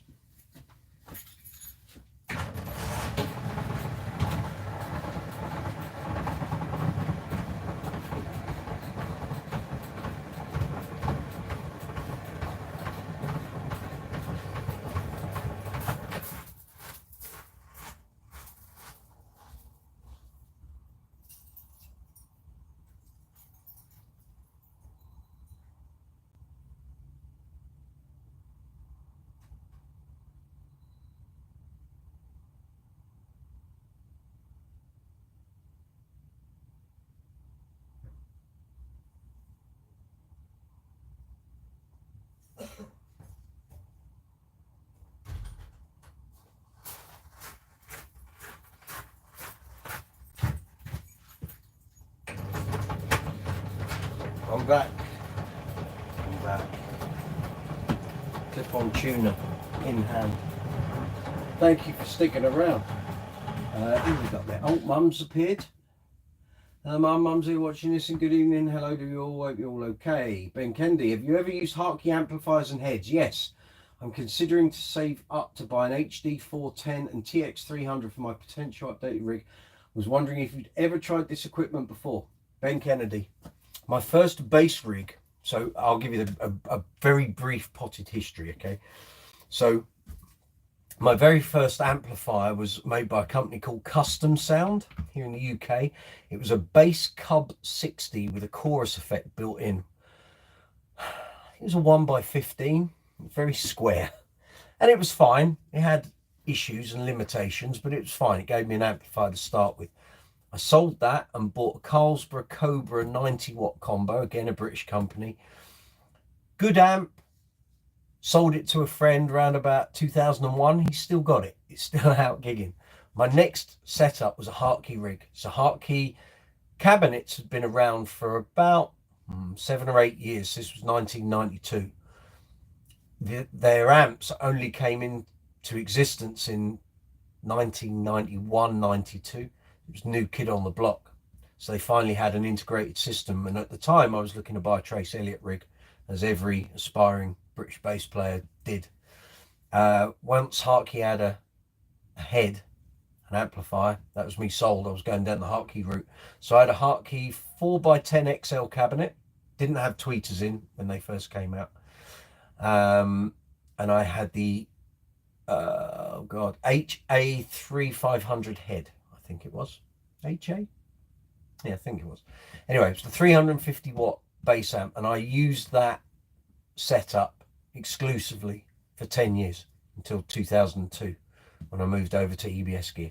But I absolutely trounced my Hartke gear. It did so many gigs and it was great, and I wouldn't have changed, but it started getting dry joints on the circuit board, and the EQ LEDs had a ribbon cable, and the ribbon cable kept going wrong.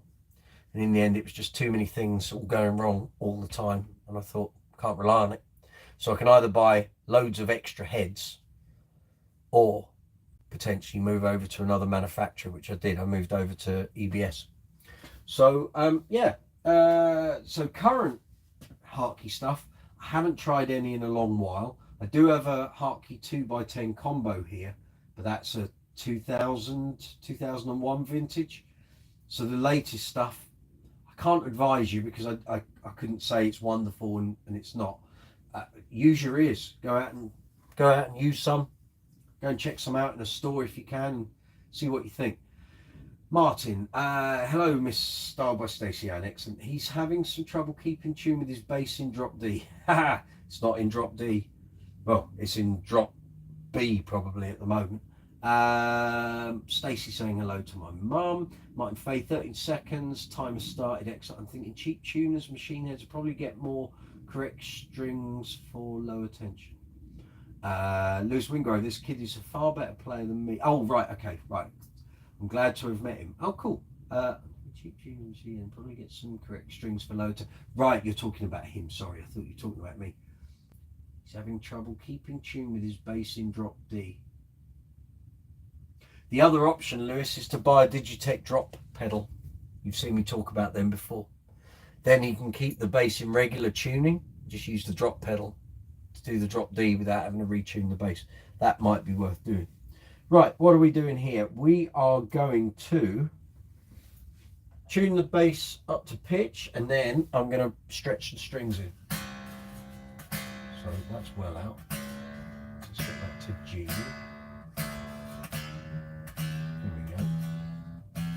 Don't pop on me, strings. There we go, get in there.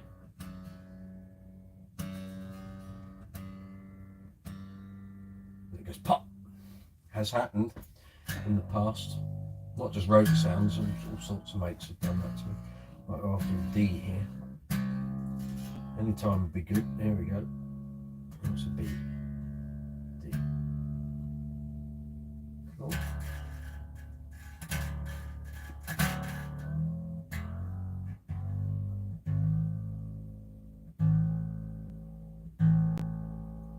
So this is the initial tune-up. Once they're all in, I'm going to have to tune them up again because now all the strings are up to pitch. Stuff will have changed. Cool. Right, so that's them all in right now. Check again, and they'll all be out.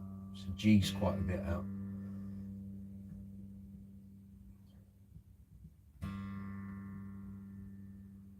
I'm using a Boss TU02 clip-on tuner here, for those who want to know that sort of detail.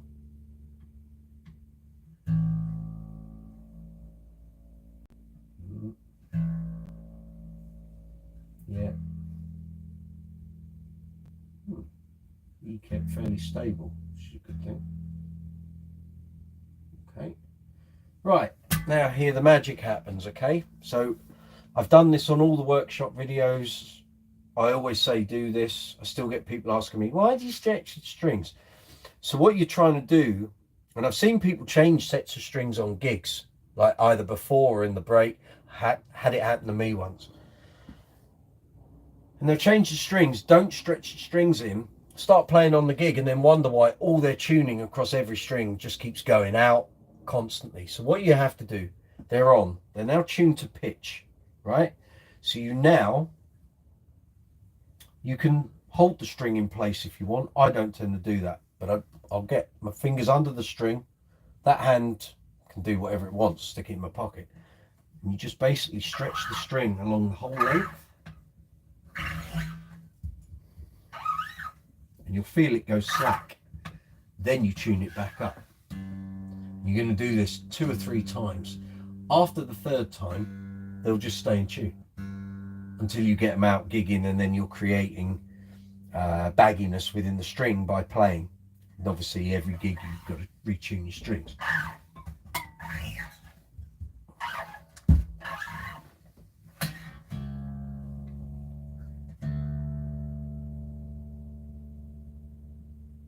Cool. Do the 8. And don't be scared if you hear it go clonk, clonk. Don't worry about it. I mean, you can actually hold the bass up if you want by the string. It ain't going to break. If it does, you're using the wrong brand of strings, frankly. So that's the A. Right, no, not G sharp. A. Thank you. Ooh, gently. Cool. And then the E string, the big bugger. Yeah, that's gone really baggy on me now.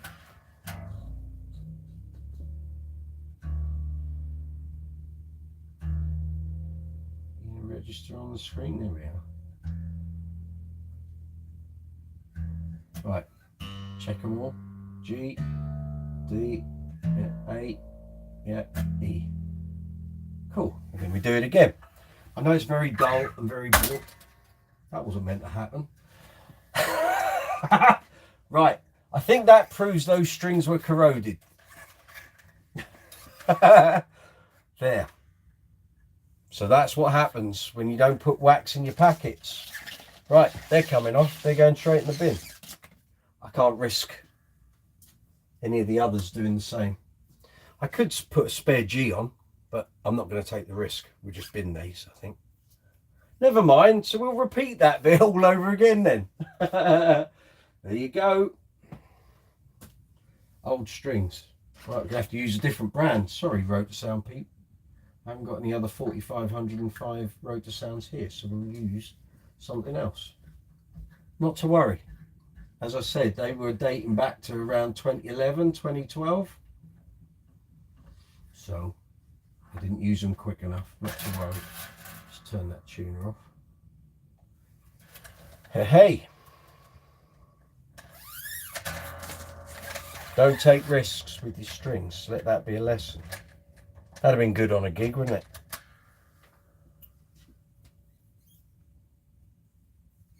And that snapped at the headstock. I've never had a string snap at the headstock end. I've only ever had strings snap around the bridge area. So that tells you something, that wire was corroded inside. There we go. That's the way it goes.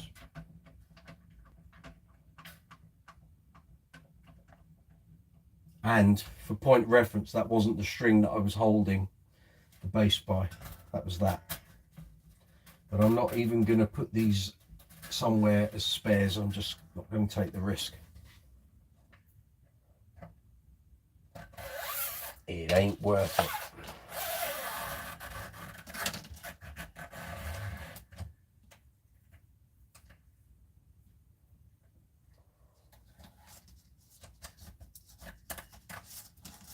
Yeah, look, even the silk is coming off. That's how these strings are clearly something's going on there. We ain't taking the risk.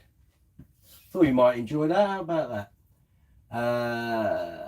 Let's have a look here. Lewis, this kid is a far better player than me. I'm glad to have met him. Yep. My kid had a blast mosh pit and Halloween costume. I just keep my eyes on him. Watch him take on the crowd. I was a proud papa. Good idea. LMFAO, a pedal. Why didn't I think of that? Yeah, there you go. The Incredible Hulk string changing technique. I'm definitely going to get my hands on his bass guitar. Needs my touch. Takes me a week for stability. There you go. Yeah. And I've got a load of black stuff around one of the tuners, so clearly there's stuff going on with these strings. And now my finish has got loads of red silk all over it. Oh well. Nothing a quick wipe down won't solve in a minute. Gonna have to go through the string box, see what we're gonna use.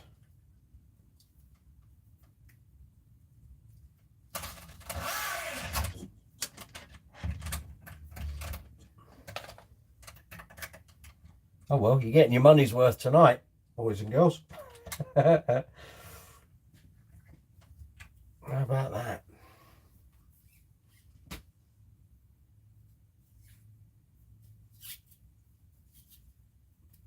They are gone.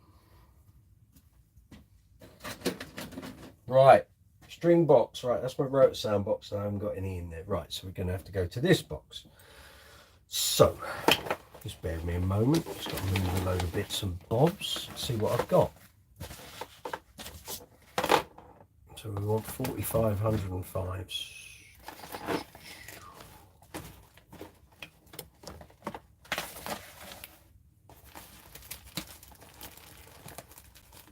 Now I found my box with my black gloves.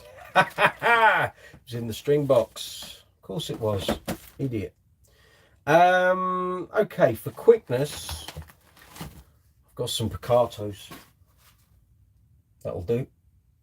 4505 steels. That'll do for me. Thank you.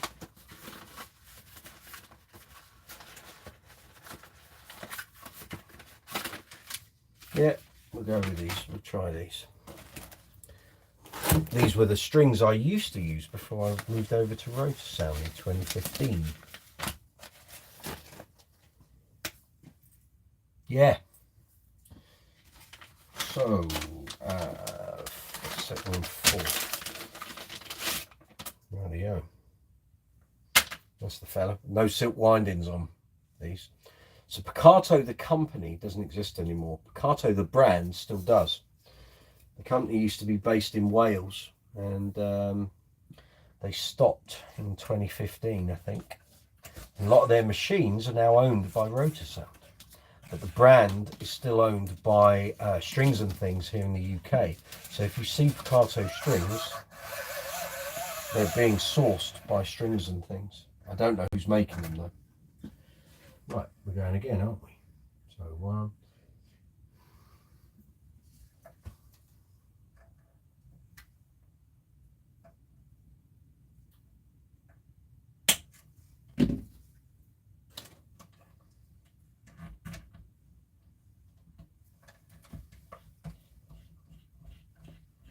It was going so well.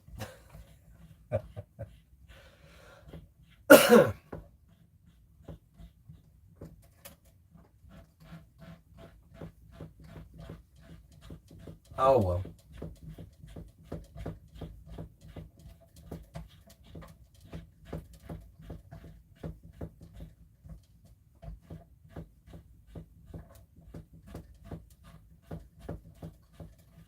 It happens.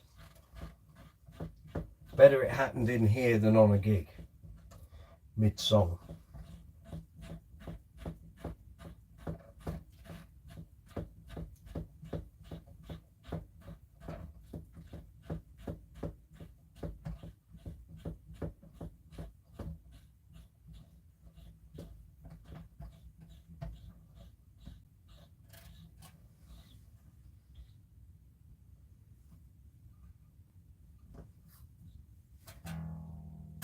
Cool.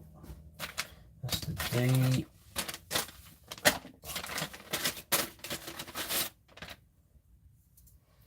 The A. Lewis, nice information. I'll try it. Kev Mack, hi. Wanted to pop in for a bit before I need to get ready for the Steve Hackett show in Providence tonight. Looking forward to a good show. Enjoy, Kev. Hope that that is good. I'm not sure who's on bass for that at the moment. Mr. Beggs is out with Howard Jones. I don't know who Steve Hackett uses on bass these days. Is it Colin? I'm trying to remember his surname. The guy who used to play with Porcupine Tree.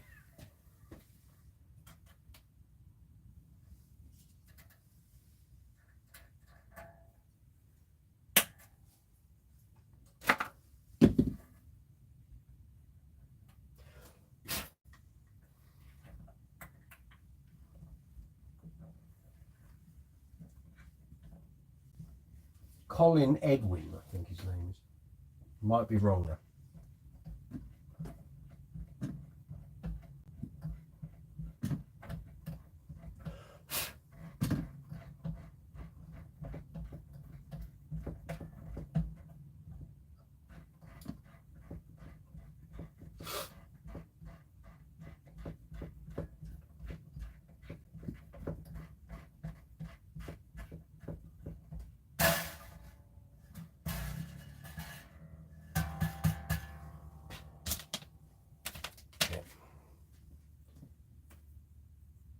Kev Mack, here we are. Stacey Ann. Did you get your video finished, Stacey? Are you still working on it? For those who don't know, Stacey has her own YouTube channel up and running. So if you're interested in hair design, hairdressing, beauty tips, makeup,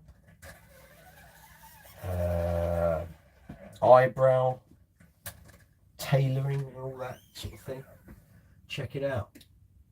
You can click on her handle here in the live chat and it'll take you through to her channel.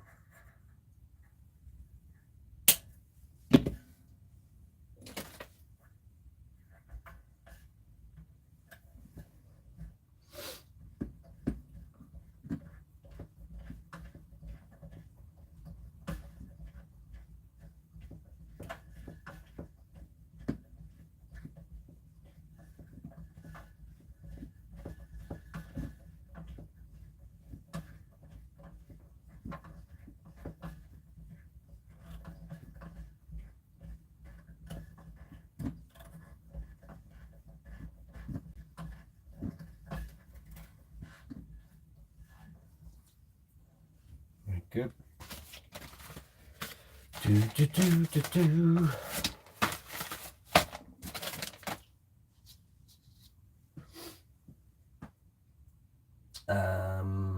Stacey's been cracking today on getting stuff on that channel this week. That's what I like to hear.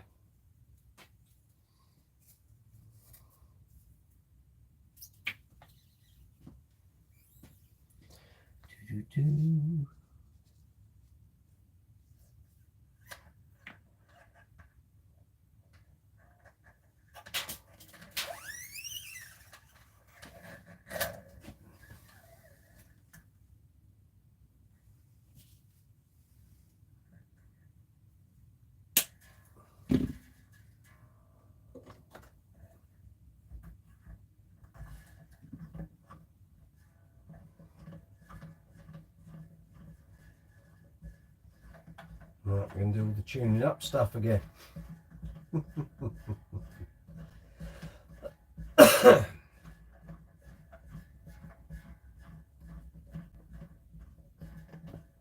Get in there. 2 seconds, gang.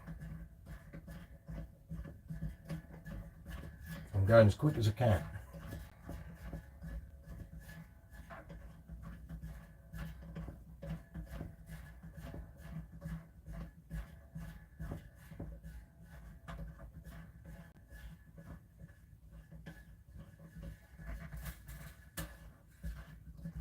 There we go. Beautiful. Right, let's get these up the pitch.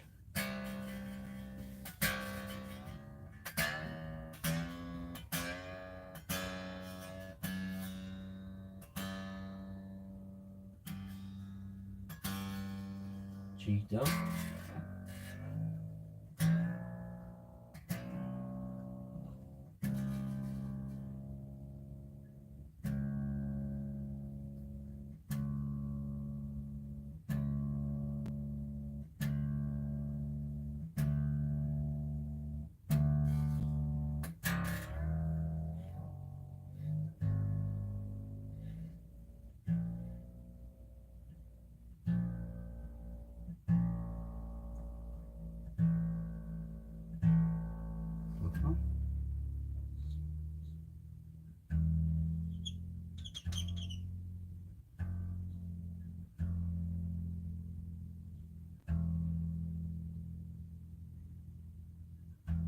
Cool.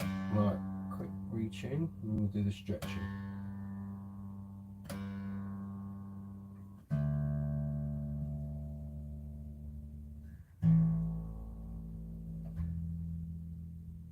Cool. Right.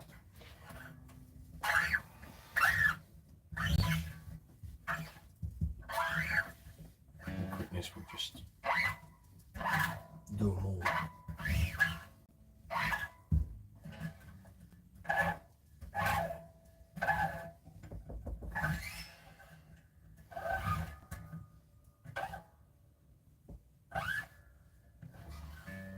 Retune.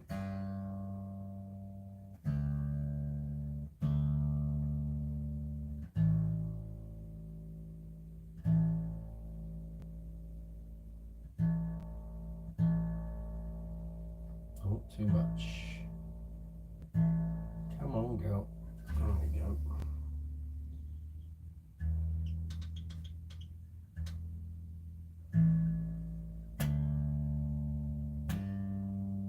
Good. Right, second stretching.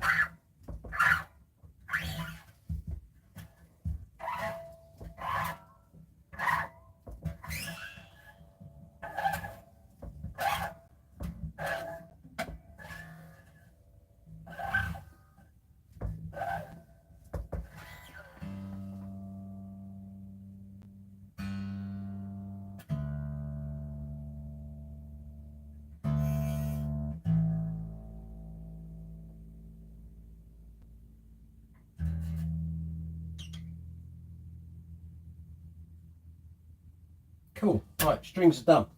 Messages. Hello, Stacey. Kev Mac. Google says it's Jonas Reingold on bass. Never heard of him, but I hope he's fabulous. Mr. Lover Lover, what's up? We're in the workshop, my friend.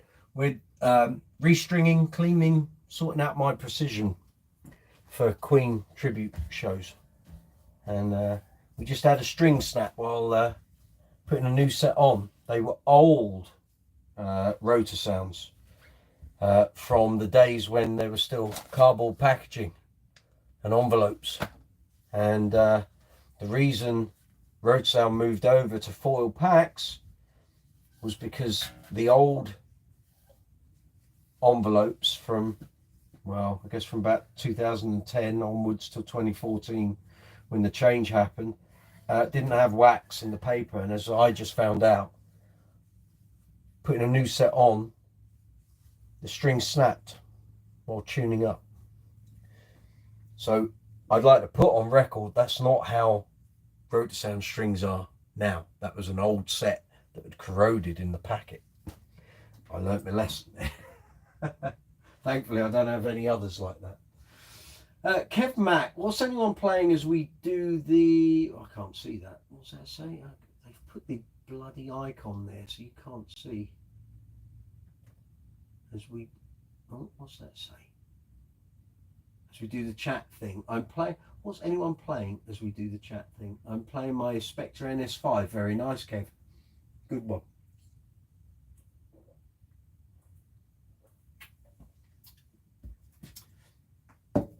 Right. Let's just check that once more. Yeah. Then you can check neck relief. Cool. No, I want you off. That's it. Right. Okay. Checking neck relief. We need a capo.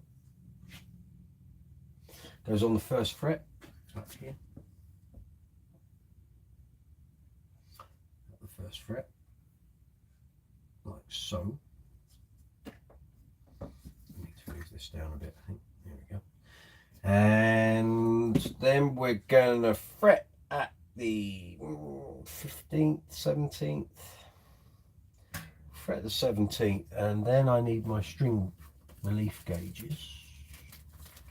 So on a Fender P, you're looking for neck relief of between, well, their site says 12 to 14 64ths. I like to go for 12 to 16, depending on what project I'm working in. So with the Queen stuff, I tend to be a bit heavy-handed. So there's a 13. That's an 18. That's too much. That's a 12. So let's go for 13 at the moment, see where we are. So I'm going 3rd fret.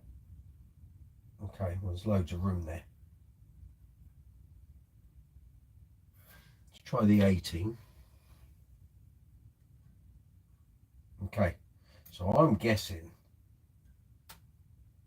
that's probably around the 16 level at the moment. Let's see where my other gauges are. I bet they're in the bottom drawer, aren't they? You just know it. What's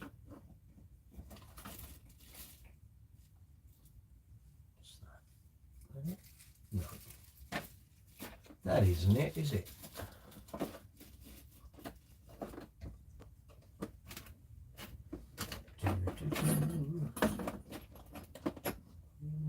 They might be in there.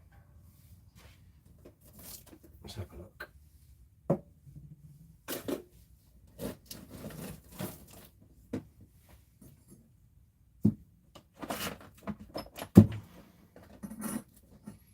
Too much stuff on this workbench, man. It's not in here, it'll be in the bottom one.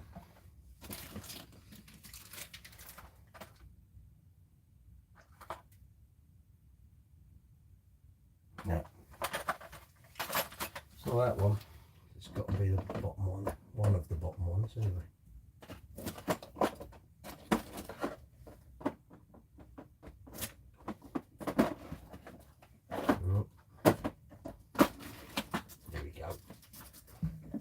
Here we go.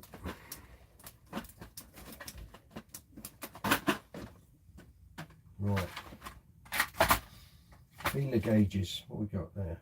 It's a 10. It's no use to man or beast, is it? Right.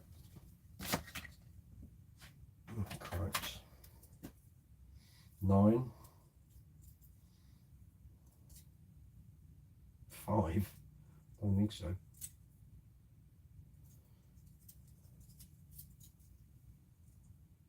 35, I don't think so. I think they're all too small. 26 and a 28 and a 32, 22, 23, 24, 25. Right, no, they're too much. What's that? 10, 11, no. We're going up here. 14, there we are. 14 to 15, is there a 60? Yeah, there we go. That's the ones I want. That's exactly what I want. Woohoo! Okay.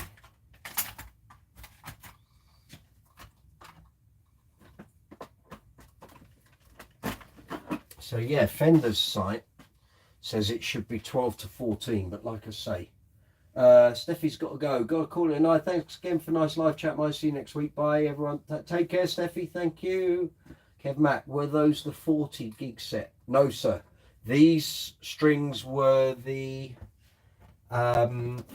they'd done 29 shows between last May. You're thinking of the strings on the Status Empathy, the bass string experiment strings.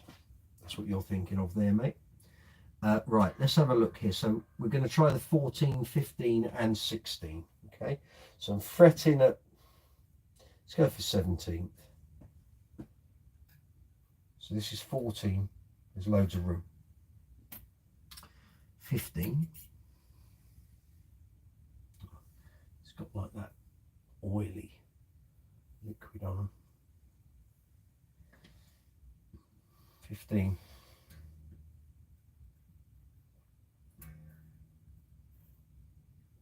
kind of good for the G, but not for the E, but then I can always drop that.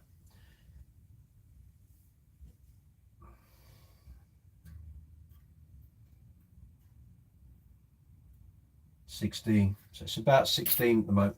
I'm quite happy to leave it at that, to be honest, because that's what it's been for the past year and a half, and the action's been fine. So we'll stay with that. So I don't really need to adjust the truss rod at the moment. Once I've set it up, done the action, intonation and pickup height, if I want to change, I can always go back and start adjusting the truss rod.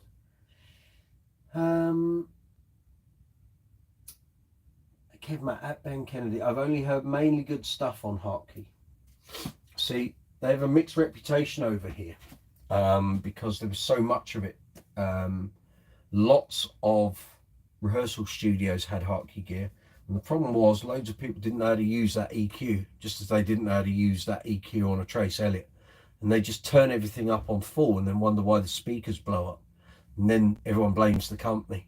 It wasn't the company, it's the people using it didn't know what they were doing. Idiots. Right, okay, so neck relief we're going to leave as is. So let's check action, intonation, and then pickup height. So just give that a wipe.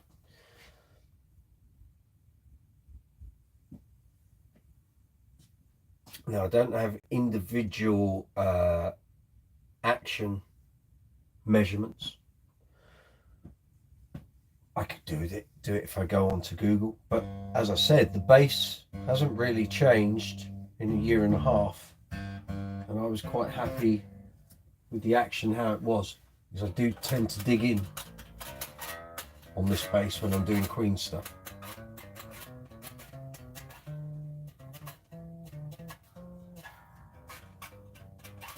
Oh, okay.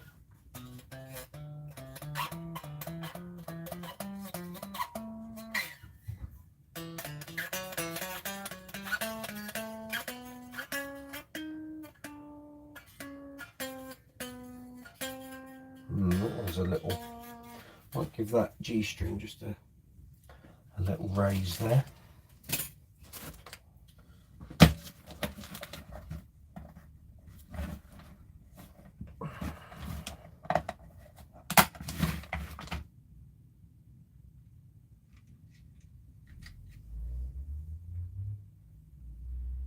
It's too small.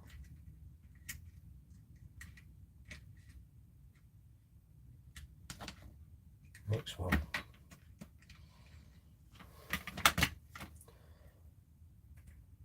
That's the fella. Right, now I've been through this before on workshop videos. Keep your bridge saddles even in terms of each individual saddle. So if it's got 2 screws, so you can adjust either side, keep it level. Don't have saddles like that. You wouldn't drive your car on one side of its wheels. So keep the saddle even and then just go up and down. Not hate saddles like that. What's all that about? So keep your bridge saddle even and then adjust equally. So if you're going to adjust with 2 turns, do the same on the other side. Yeah. So all I'm going to give this is like an extra turn.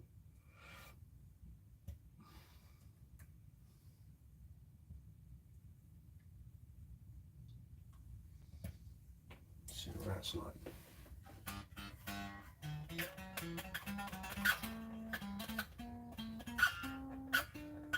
It's better. That's all it needed. Most basses, when I'm adjusting them, you don't need like 20 turns on a screw. Very often it's 1 or 2. Truss rod turn, quarter or half, unless a truss rod hasn't been engaged, and then you're going to be cranking the thing up. But let's just check that tuning.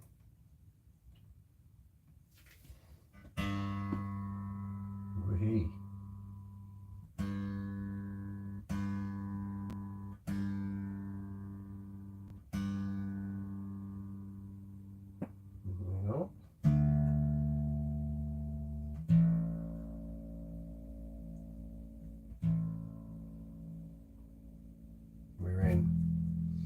good. There we go. Beautiful. How are we doing? It's 10 past 10. Where's the evening gone? Don't forget you've got a super chat facility, super thanks facility, merchandise links in description box below. All merchandise from today until 1 minute to midnight on Sunday has free delivery anywhere in the world. Whatever you order via the merchandise, either from the merch shelf or the links in description box, free delivery. So Graham, if you're looking for that new hoodie, like the one I'm wearing, free delivery, my friend, free delivery. Okay, intonation. Good. So we got the string height sorted. I'm happy with that. It was just that G string that needed adjustment. Right. Okay. Right. How do I do intonation? Right. Tune your bass to pitch. Then fret the 12th fret. So let's do the G string, okay? Right, in pitch. Fret at the 12th fret. Play the 12th note. We're in.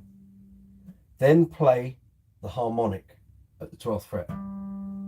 It's in. Now, pick a note further up on that string. So let's go for the C, yeah? And it's in, which means the intonation is in. What about the D? Perfect, we're in. That string is intoned, doesn't need anything, okay? D string, just a little over there.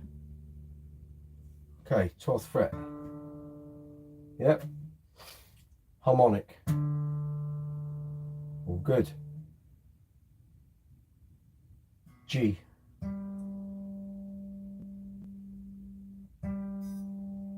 We're in. A. We're in. Cool. A. Obviously the setup I did on this last time, nothing has shifted because everything's... And I've used the same gauge strings. Yeah. We're in. Good. That's a C. Bang on. D. Yeah. E. Beautiful. Right, E string. Cool. 4th fret. Cool. Harmonic. Looking good. G. A. B. Oh, that one's out. Let's go back. Oh, I'm just a little over here. The 12th. Good. Harmonic. Good. G. Yep. A. Beautiful. B. It's all good. We're all good. I haven't got to do anything with the intonation. It's all in. Bridge is all level. Good. Pickup height is next. So let's just have a play.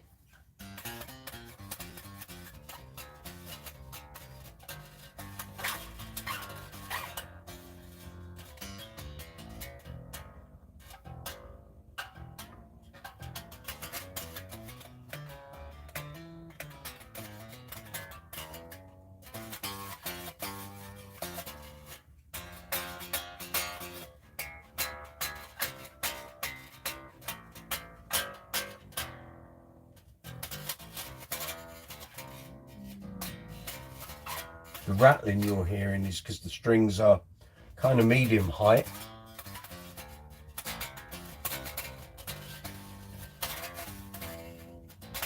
I will check it again tomorrow in case they need adjustment.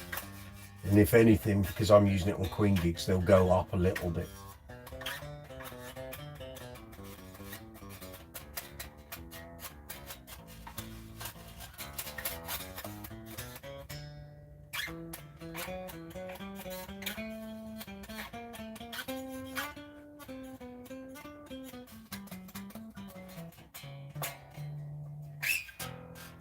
Yeah, it's good. Feels good. Sounds good. Right, pickup height. So on a Fender Precision, generally the advice from Fender is that on the bass side of the pickup, split coil, the height should be around 2.8 millimeters. On the treble side, it should be around 2. So what you need here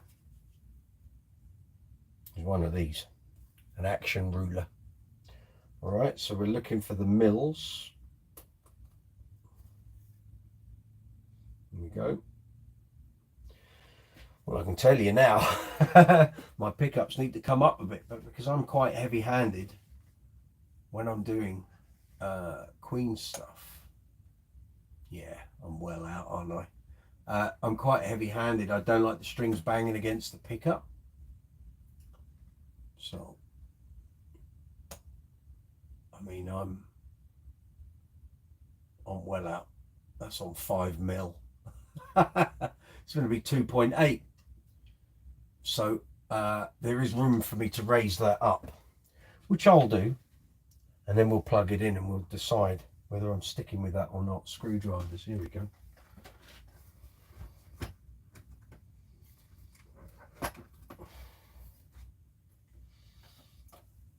So at the moment I'm about 5 there, and where am I on the treble side? So you're going from the bottom of the string to the top of the pickup.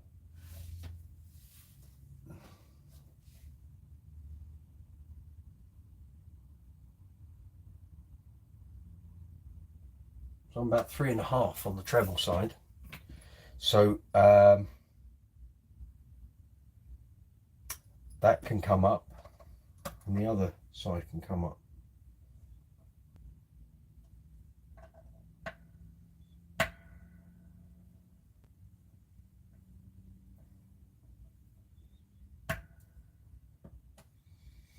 And like I say, I do tend to dig in a bit on Queen shows, and you don't want the strings banging against the pickup holes. You just don't.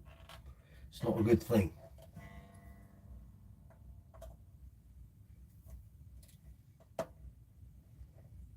That's probably why I dropped them down. Maybe I was being a bit heavy-handed.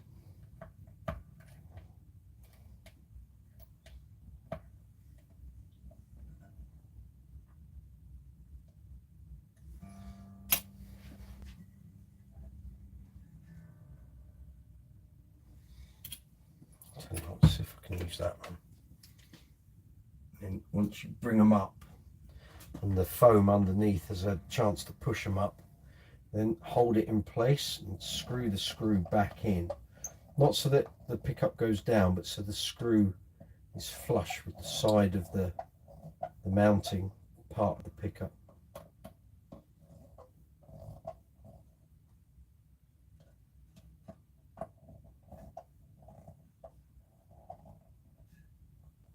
Like that. Oh, that one's still a little loose.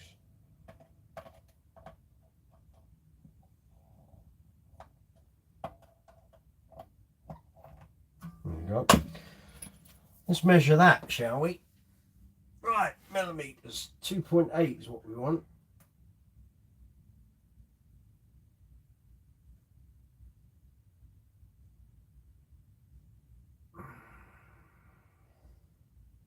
I'm on 3.5 there.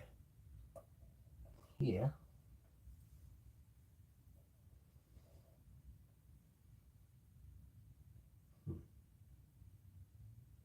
We're on 3. So there's still room for these to come up, allegedly.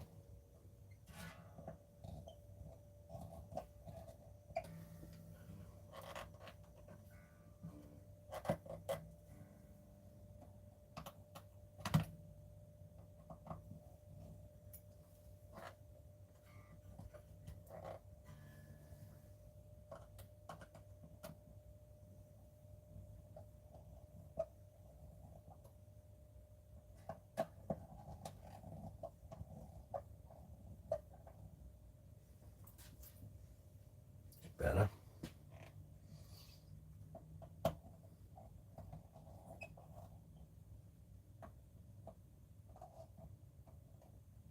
If you do it all slowly, bit by bit, methodically, if you have to go back and make any changes, it's fairly easy to get there. If you try and do everything sort of fast and messy, you lose kind of what you're trying to do and where you're at.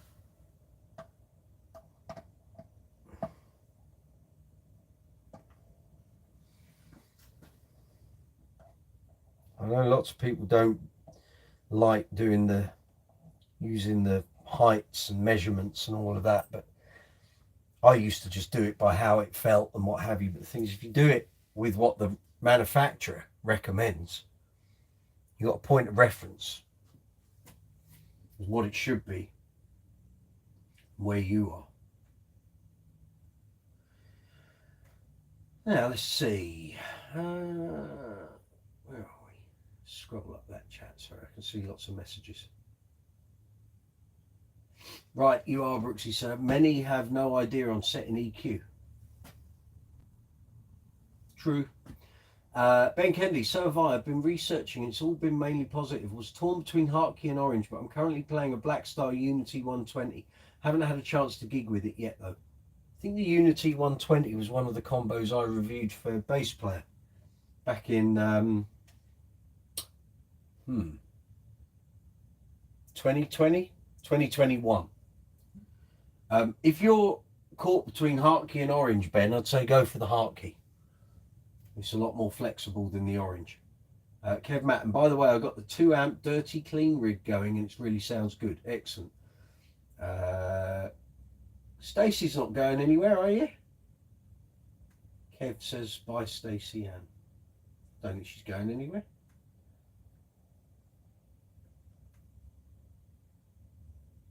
Oh, Kev's off, is he?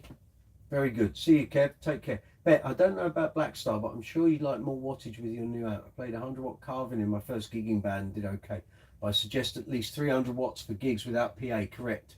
My first head was 350 and I couldn't have done a lot of the gigs I used to do back then with anything less than that. 300 to 350 is a good starting point, in my opinion. Right, let's measure where we are here.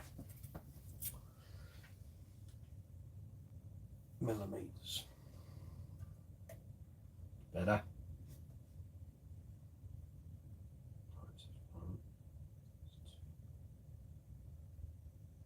We want about 2.8 there, which is what we want.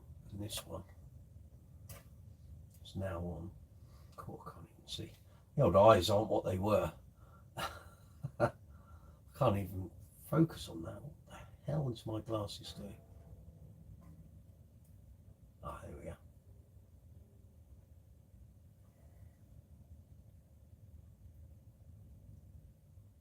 Two and a half. I can go with that. Where's my picks? Bass picks. Picks. Where are we? Bass plectrums. Excellent. So with the Queen's stuff, there's quite a lot of songs where I have to play with a pick, because that's what John Deacon did. Let's have a little check, shall we? See where we are.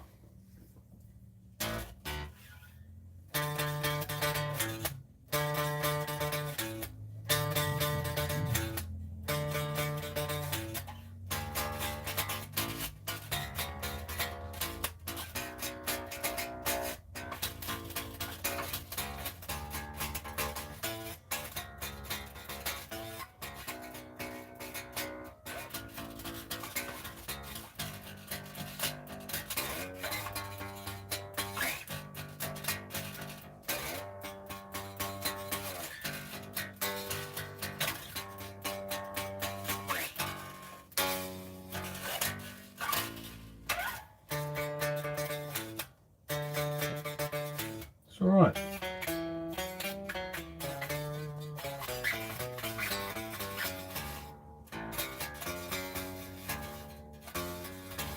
That might end up going up a little tomorrow.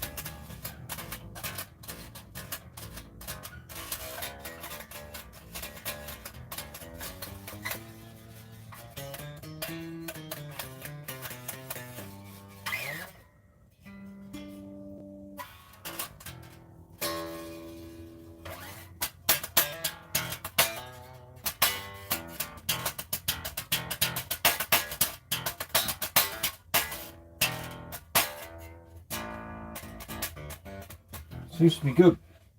Let's plug it in, shall we? See where we are. See where we are. How are we doing? 13 people. Stacey Ann, thank you very much for the super chat payment. Thank you. Thank you. Oh, I can go to that, can't I? Yeah, hold on. Hang on. I can see. There we are. Bang, bang. Boom, boom, boom. There you go. Thank you. Thanks, Stacey Ann, for the super chat payment. Kev Max, see you later. Take care, mate. Martin Fay, enjoy the gig. Yeah, enjoy the gig, Kev. Excellent. Stacey's there. Yeah, I thought Kev was leaving, so she said bye earlier. Ah, fine. Thank you very much for that super chat payment. Very much appreciated, of course. As always.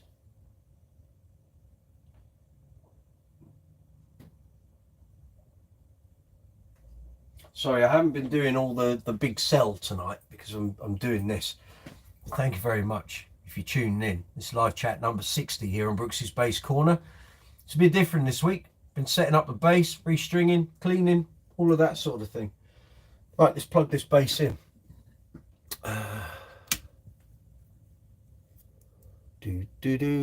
Where are we? Right, flat EQ. Plug it in.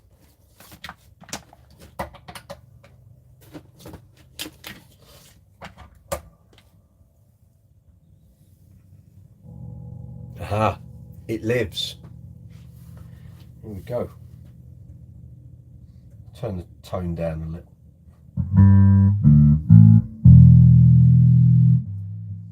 It's working.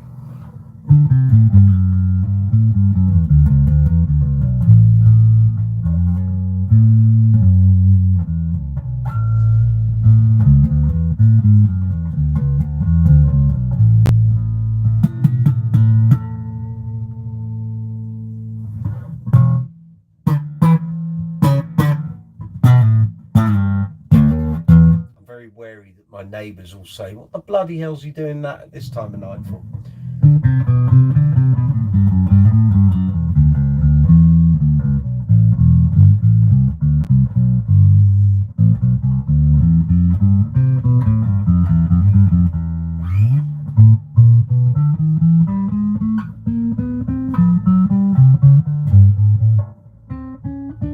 No dead spots to my hearing.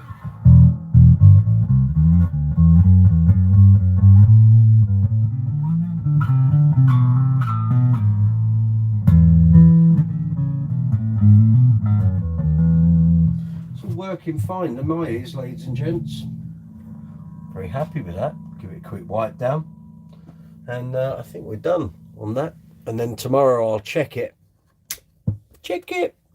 and see if it's moved at all. And if anything, I might just raise the A and the D up a little. But what I might do is plug it into the SWR Super Redhead tomorrow, and give it a bit of a playthrough. See how it is shaping up. Very good. I think we're done. I'm happy with that. I'm happy with that. That's good. It's good. Now you pack all your tools away, because when I came in here it was still a mess from when I did my last workshop video. So let's tidy up.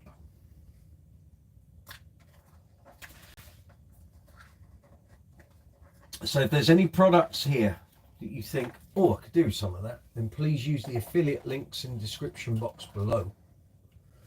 and you'll be helping Brooks's Bass Corner if you use them and buy the products that you're after. So, you know, if you wish to help me out, you can do so. And then there's merchandise links as well, of course. So if you're after a nice, nifty Brooks's Bass Corner cap or hoodie, like I'm wearing, it's free delivery on all orders anywhere in the world for any products between now and 1 minute to midnight on Sunday, which is the 22nd of October 2023. So if you would like to do that, then please feel free to do so. It helps the channel, helps to keep us going. Christmas is coming. For the wonderful people in your life, I'm sure they would absolutely love some Brooks's Bass Corner merchandise. I know I would. He says, with a cupboard full of t-shirts and tops. But I can't knock the quality. It's great stuff.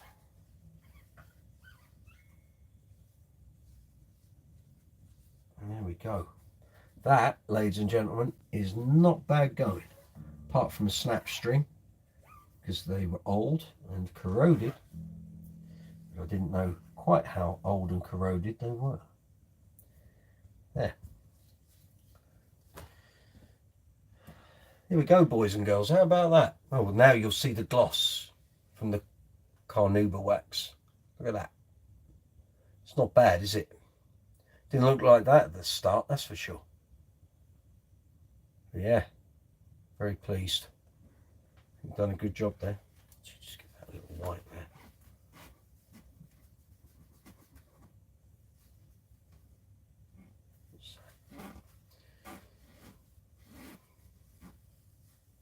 Beautiful. So the back didn't really need much. There's the dings from where it fell over. There's like a little scratch thing there, and there's a couple of knocks. It's a precision. Come on. It's gonna get not used and abused. I don't abuse my instruments, but you know, it's gonna pick up knocks here and there. Who's there? Kev Smith, good to see you. Have you got a headless bass in your collection? Yes, mate. I've got a couple of statuses. Statuses? There might be something else as well. No, I think it's just statuses in my headless collection. What would you like to know, Kev? Stacey Ann, $1.99 is a drop in the bucket towards new strings. Well, thank you for doing it, though. Patrick Sweeney, evening, Mike and everyone. Late on tonight is watching the football. What was the result, Patrick? I haven't looked. I can quickly look on BBC. Here we go. 11 changes. Wow, 3-1. Excellent. How about that? Wowzers. There are other big scores. Let's have a look. England 3-1 against Italy. Northern Ireland got beaten by Slovenia. Ukraine won 3-1. Lithuania, yeah. Where's the scroll bar? There we are. Finland lost to Kazakhstan. Goodness. Denmark beat San Marino 2-1. Okay.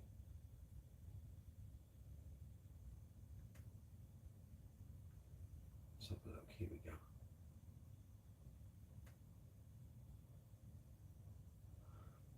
Yeah.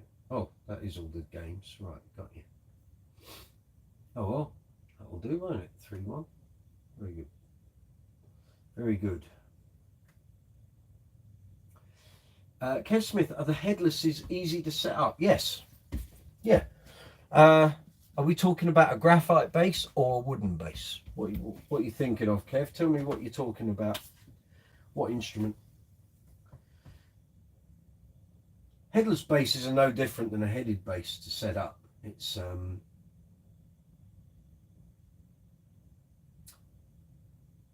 Smith W. What's the hardest known? I can't see that, mate. There's a love heart icon to the right. Someone post another message so I can. I'll chuck an emoji in. What's the hardest note to play? Is it G? That's not English, my friend. Right, so Kev Smith, headlesses. Setting one up. If you're going to use double ball strings, double ball end strings, then basically you're putting it in the retainer at the end, run it to the bridge, tune up, stretch in again, stretch in again, tune it up. Then well, if it's graphite with no truss rod, then you don't have to worry about the neck relief. You're basically looking at action, intonation, pickup height. If there's any high frets, you might need to crown a fret, but generally that's it. If you're going to use single ball strings on a headless, because it's got grub screws, so basically you've got vertical screws that go down, you run the string through the bridge, or put the ball end in the bridge, run it through, and then loosen the grub screw, run the string under it, tighten the grub screw down. Don't cut the ends off until you've got it in tune and in pitch. Stretch the strings, tune it up, stretch the strings, tune it up, stretch the strings, tune it up. Do all your adjustments. Do not cut the slack off that string until you've got it set up right. And the last thing you do, once it's the action's right, intonation, pickup height, the lot, turn the grub screw, get it tight. And then you can cut the slack off.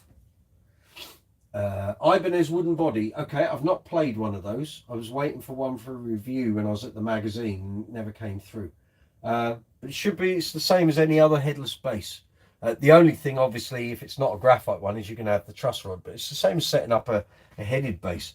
So if you're using double ball end strings, it's going to take you a lot less because you haven't got to wind it around the tuners. If you're going to use standard strings and a grub screw, it's really no different. But like I say, run the string through, tighten the grub screw, do the stretching, do all the setup, do everything you got to do. Tighten the grub screw up once more, then you cut the slack off. Ben Kennedy, even though I'm planning to get the Hartkey rig, I'm not up to date with wattage pairing. Would the head need to be less than the cab? No. All my amps are louder than the cabs I pair them with. Sorry my back is to you, but the laptop's here. I'll tell you what, now I've finished doing the bass, I'm going to put the bass on the stand. I can bring the laptop back over. How about that?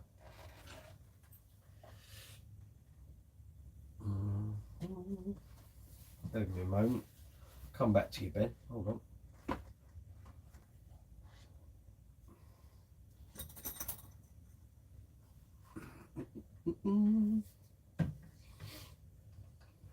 Oh, there we go.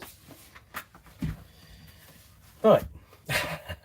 Now you can see now the bass off the workbench. There we are. I'm here. How about that? Right, Ben Kennedy. No, all my amplifiers are louder than the cabinets they're paired with. You just have to be careful if you're only using one cab, how far you're going to push that amp. But to be honest, usually I don't push an amp more than halfway. It's very rare I've ever had to do that. If you've got a pair of cabs, then they're going to give you more headroom anyway. It's going to sound louder. So, shouldn't be a problem. So what you put here, 300 watt head in a 4x10 cab that could handle 400.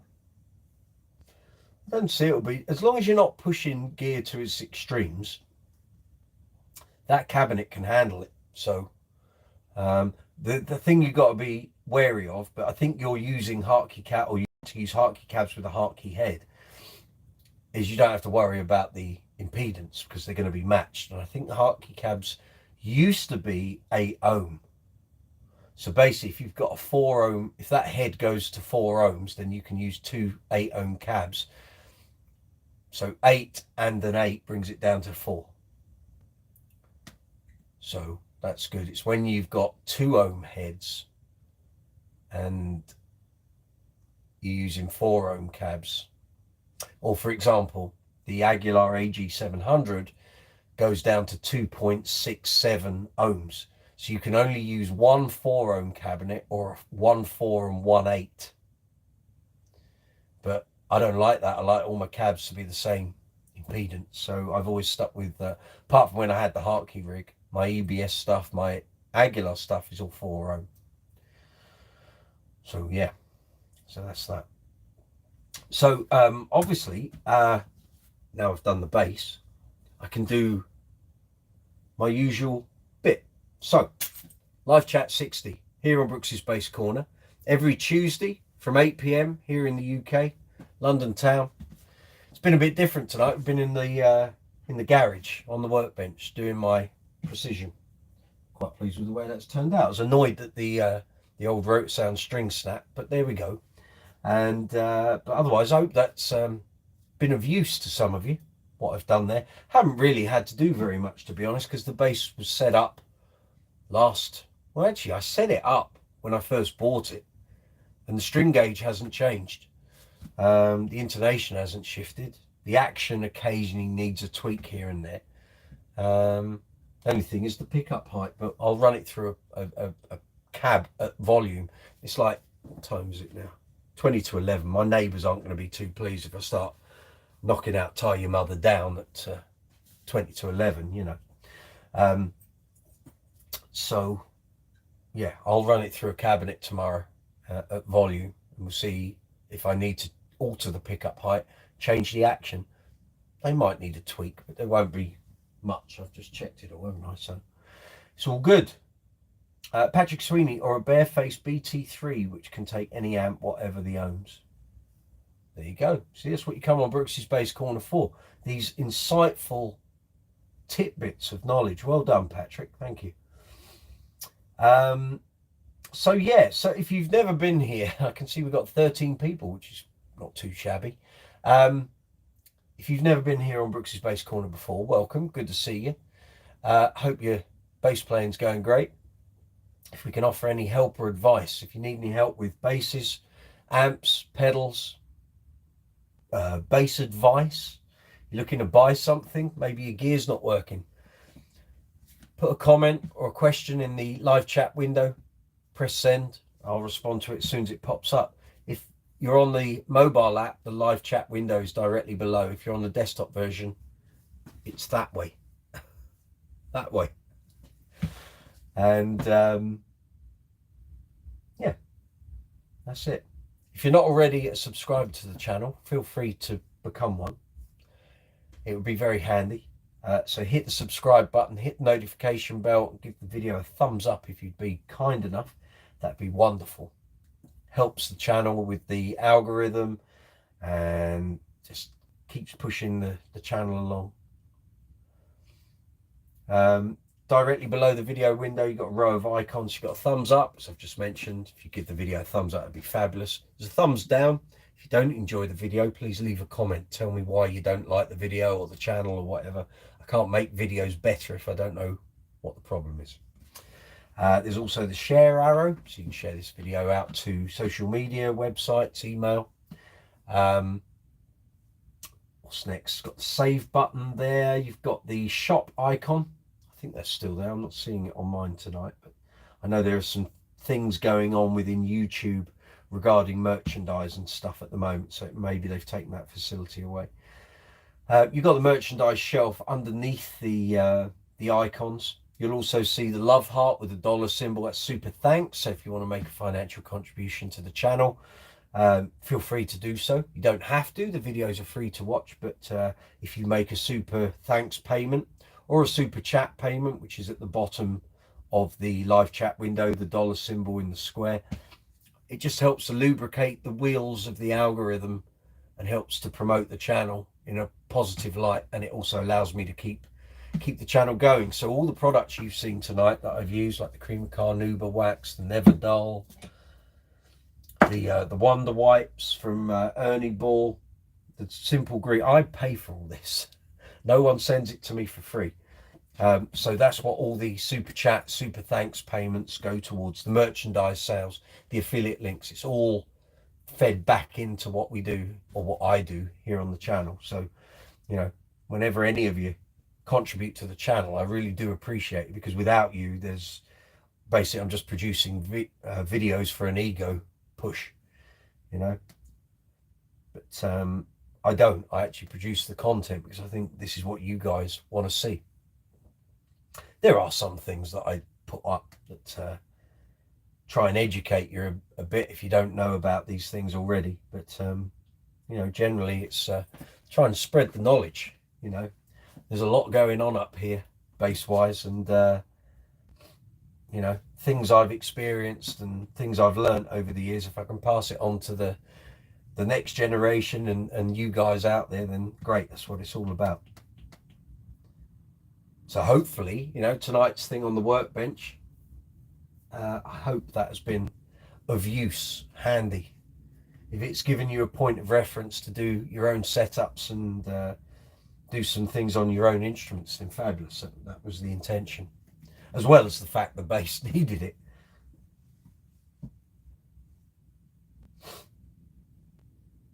Yes, indeed.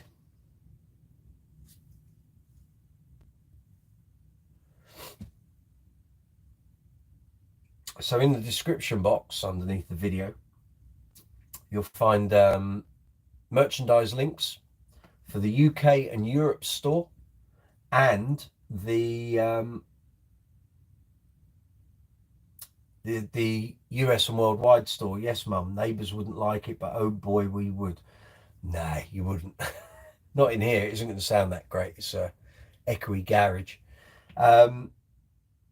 Yes, and all merchandise has free shipping between now and 1 minute to midnight on Sunday night. So Sunday 22nd of October. If you're thinking of buying some Brooks's Bass Corner merchandise, cat, hoodie maybe, Christmas is coming, and all of that, free shipping until late on Sunday night. So if you've seen some stuff on the channel and you think, oh, I'd quite like one of those t-shirts or that hoodie or mouse mat, mug maybe, it's free delivery.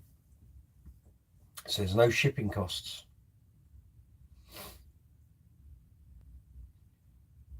And then underneath the merch links are the affiliate links for Thomann, Amazon, Gear for Music, and Andertons. So any of the products you've seen me use tonight, and a whole lot more.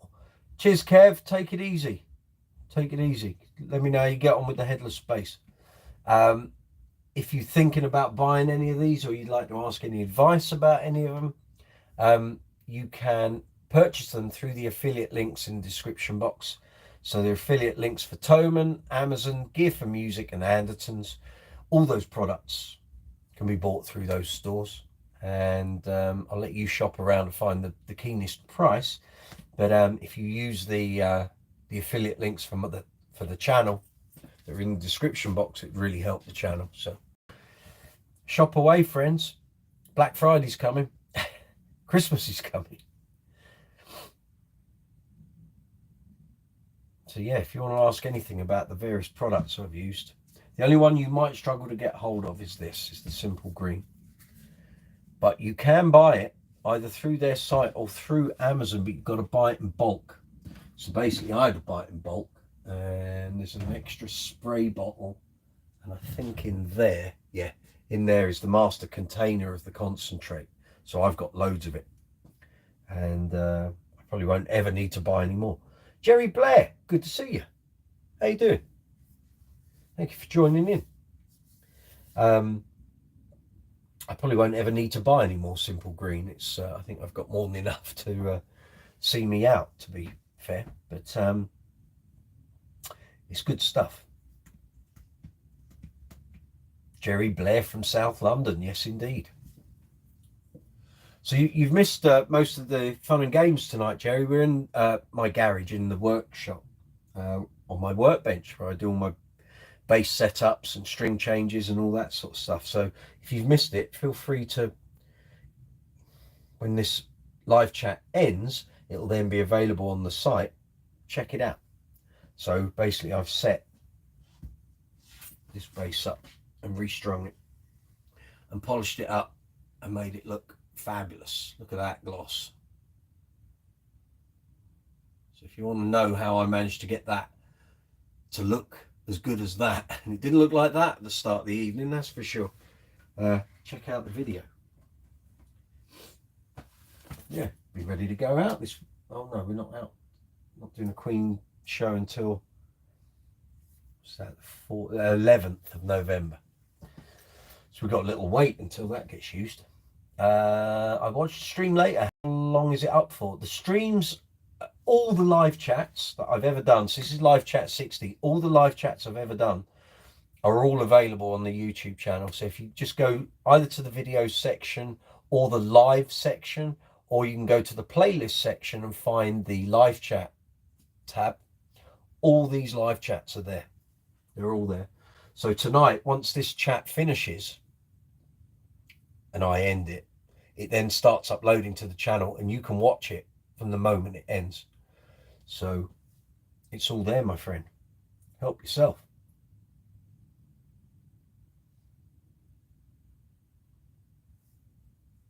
There we go. And I found my black gloves. How about that? Must remember to wash my hands before I go to bed. Put it that way. Martin, good night, everyone. Thanks for the chat, Mike. Cheers, Martin. Thank you for getting involved. Take it easy. Have a good week.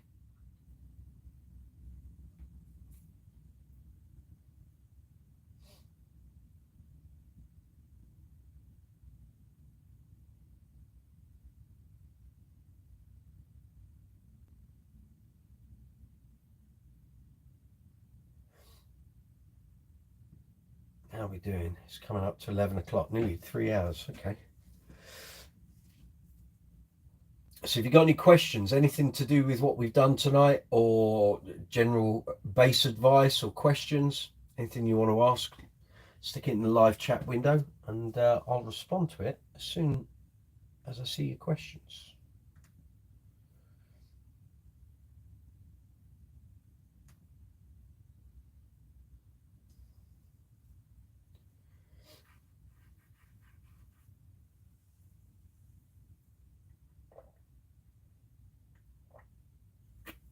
We'll be doing another one of these on the Workbench soon, because the Status Empathy is going to need to have its strings changed imminently.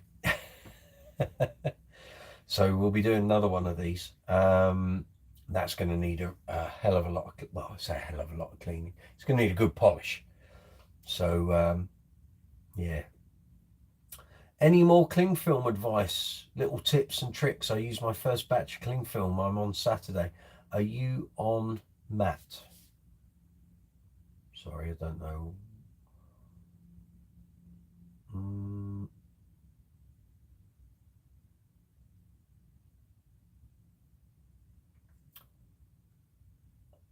So YouTube has put in a love heart icon for, I don't know if you guys can see it, but I can see it. And basically, I can't see the last line of what that message is. I'm on Saturday. Are you on matte? That was meant to say you're the man. Oh, thank you. Thank you. Cheers, mate. Well, anything I can help with advice-wise. I'm going to do a load of shorts soon, which will be Brooks's bass tips, which is something I've had in the on the stove, if you like.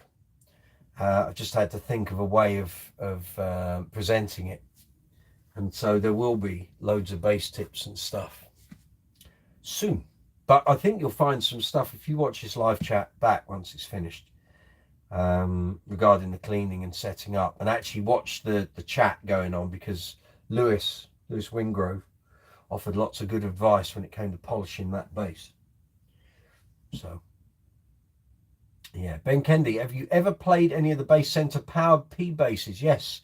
And if so, how do they compare with Fender P basses? There is a demo on the channel of the profile bass, which is the Bruce Thomas bass. They're outstanding, and for 500 quid, bargainous. I'm a big fan of the Bass Center stuff. Anyone that watches the channel knows, you know, I'll extol the virtues of the Betsy bass till the cows come home. I think it's the most amazing bass for the price. So yeah, any of the Bass Center stuff, go for it. Are you thinking of buying one, Ben? What are you looking at? Stacey, can't wait to hear that Empathy before you change the strings. Yeah, You might change your opinion when you do hear it. I mean, that Saturday was a changing point, I have to say. I thought, whoa, you know, we could be getting to really seriously high numbers. But what I was hearing on my in-ears was all right. But I was just thinking, I think they've reached the end. They're very close. Very close. Jerry Blair, I bought some cling film about 2 weeks ago and I've used a batch of it on a gig on Saturday. And did it save your pedals from getting wet and trashed? Of course it did. There you go, you see.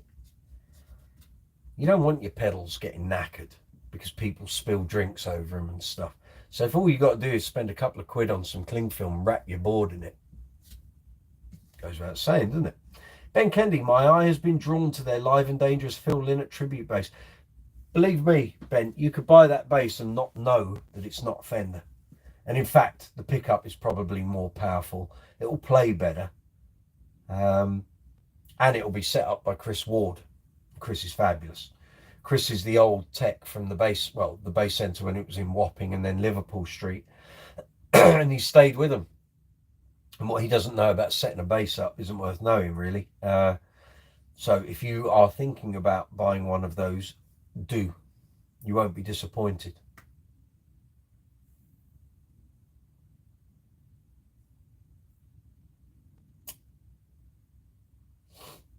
That's my advice on that, I would say.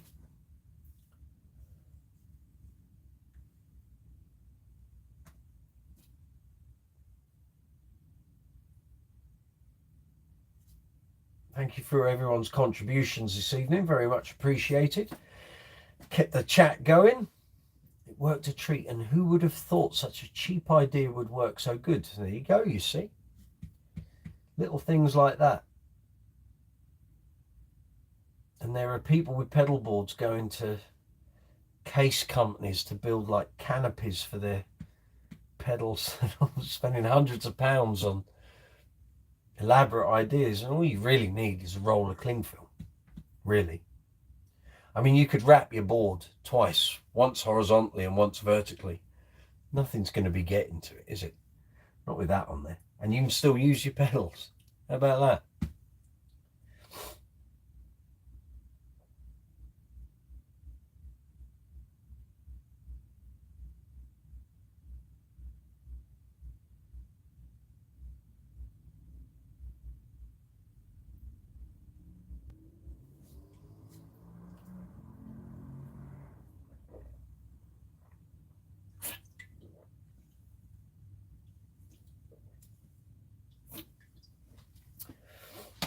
That's for the recycling pile.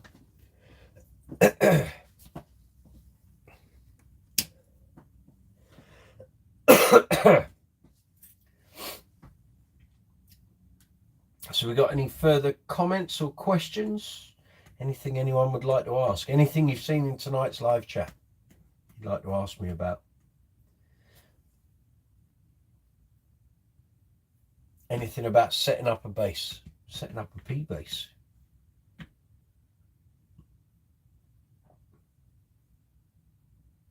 Any of the products I used?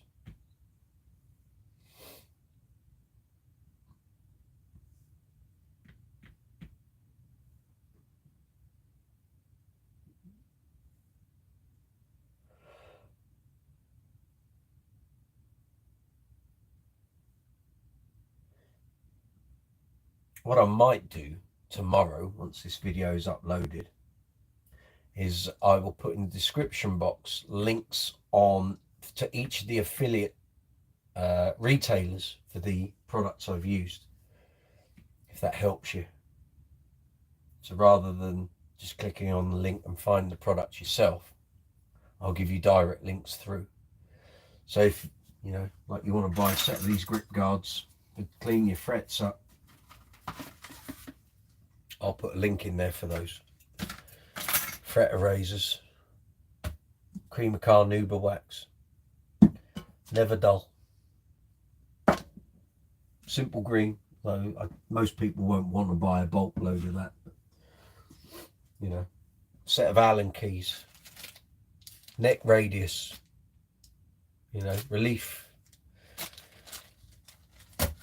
bits and bobs, string height measuring tool, all of that. Capo. Amazing how many people don't own one. I didn't own one for years. And then once I decided, right, time to learn how to do all your own setups and sort your basses out yourself, you buy all these things and it's like, oh, actually, it's not that bad, is it? It's not that difficult.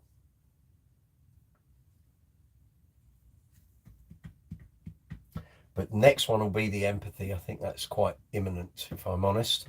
So if you've watched the latest 2 installments of the Bass String Experiment series, I put 2 up. One on Friday, one on Sunday. They're there if you want to watch them. And so basically, for those who don't know, the strings have been on that bass.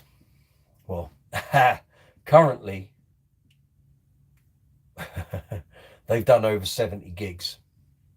The videos are for gigs 15 to 19 and 20 to 24. There's going to be another video up tomorrow, which will be 25 to 29. Yeah, all those gigs. And yeah, I had a guy contact me earlier to say he couldn't believe I'd got 24 gigs out of a set of strings. I said, mate, you have no idea.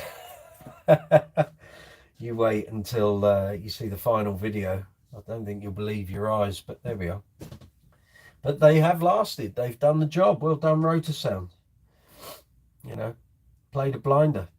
Those strings have been on for, well, since I think it was let me tell you, I can tell you exactly. Yeah, in my diary. Oh, I'll tell you exactly what date those strings went on. It was 27th of July, 2022. They're still going. This week will be gig 73. It's obscene. For a set of £25 strings, 73 gigs. They haven't been cleaned, they haven't been looked after in any way. I've done nothing to them other than play them, put the bass back in the bag, bring it out at the next gig, play them again, put the bass back in the bag, play them again. That shows you how good a set of Rotor Sound strings are. Aside from the pair that snapped, well, set that snapped tonight, but they were old ones. They were they would be minimally 11 years old, if not more, probably more. But the lack of wax in the envelopes and the strings had corroded over time. So we had them on the bass. I was tuning up, stretching the strings in, and the G string popped at the headstock on the tuner. Never had a string snap there. So clearly that wire was not good inside. That could have happened on a gig. I could have been tuning up and that could have gone. Stacey Ann, yes, Rotor Sound get the gold stars. Yeah.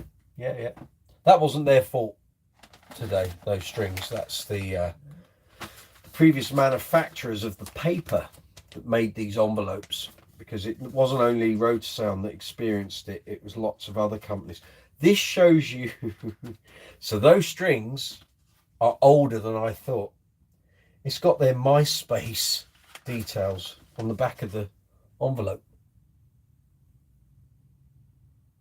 Look at that. So these must date back to pre-2010. So they've got to be 15 years old, if not more than that. Wowzers. Having said that, I've probably got sets of Piccatos in here that are as old as that, but they weren't in that sort of paper. I think Piccato did their own paper for the envelopes. Stacey, it's 34 pence per gig if my maths are correct. Probably. It's not bad, is it? Really.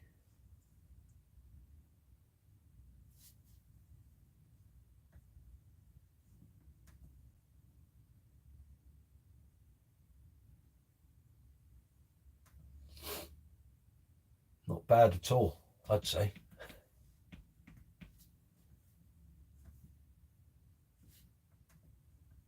See if we've had any new subscribers tonight while the live chat's been on.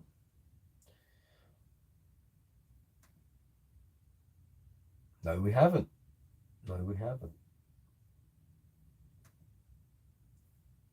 Maybe some will appear tomorrow if they watch this live chat after the event.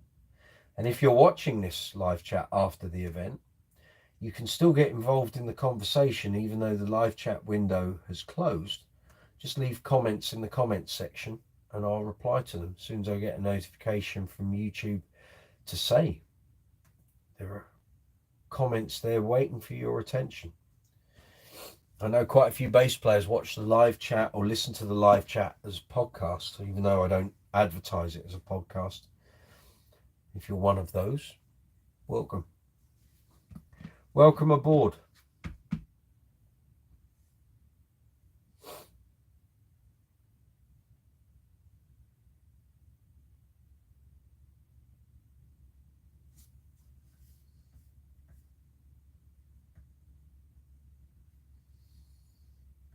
Okie dokes. Right, it's 10 past 11.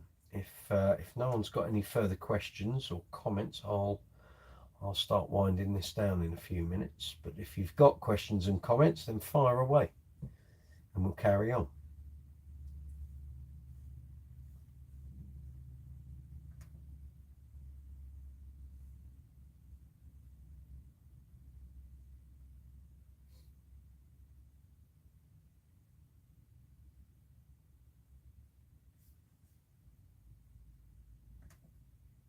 Patrick, I don't think I'd get more than 20 gigs out of a set of strings, but then my fingers go pretty sweaty. For me, it depends on the bass. So even before I started the bass string experiment, back in 2016, I had a set of rotor sounds, my usual 4000s on that Empathy. And it occurred to me one day that I hadn't changed the strings in like 3 or 4 months. And at the time I was doing a lot of gigs, and I went back through my diary and counted it up, and at the time I'd done 36 gigs. So that was how I knew if I did this bass string series, other than the fact that I'm quite heavy on the strings when I'm playing with Uncle Funk, they were definitely going to get sort of in the region of 30 to 40 gigs. I didn't know it would get to 73. but if I put that same set of strings on one of my other basses, it wouldn't get anywhere near mid-30s. And this is something I've talked about before on some of the live chats here, is that I think there's a definite correlation between basses with 4 in a row machine head arrangements and those that do 2 and 2.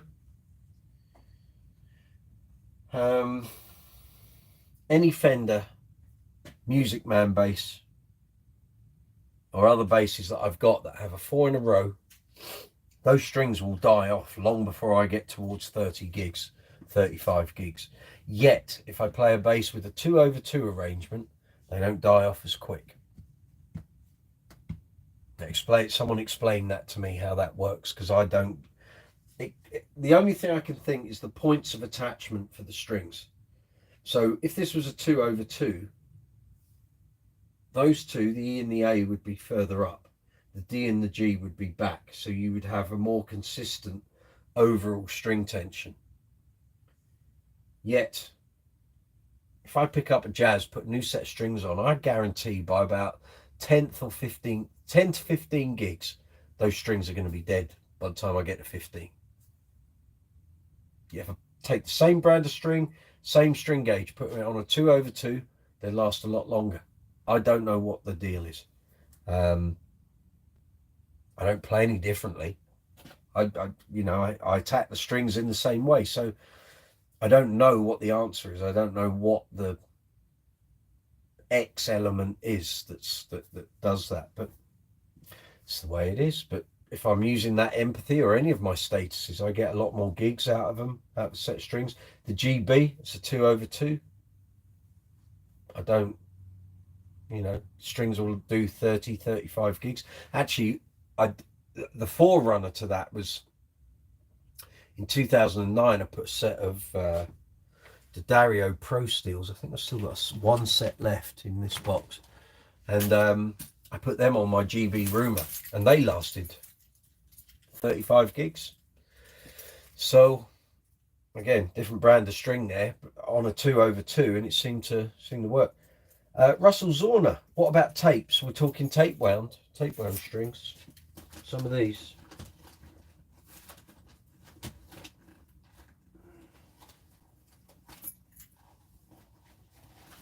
We're talking those sort of things. Is that what you're talking about? Black nylon bass guitar strings. Tape wound's different thing. I mean, look at the size of the gauges. 65. Be like playing a bit of old rope. 65, 75, 100 and 115. So it's a different thing. I personally wouldn't use that sort of stuff for a lot of the gigs I do.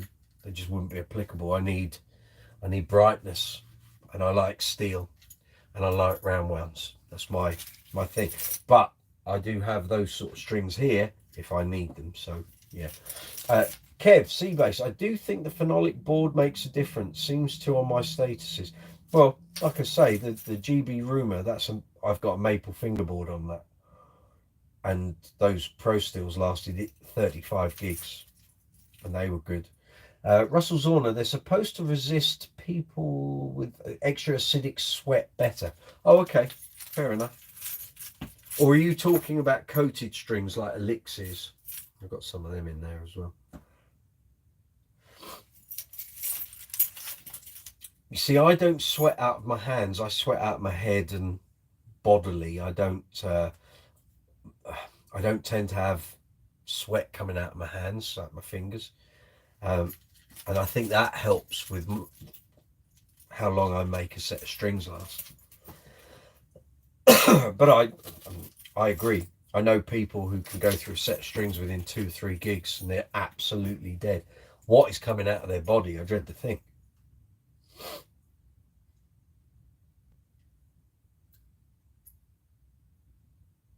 And for those who are looking at this metal thing here, this is actually, is that a guitar one or my bass one?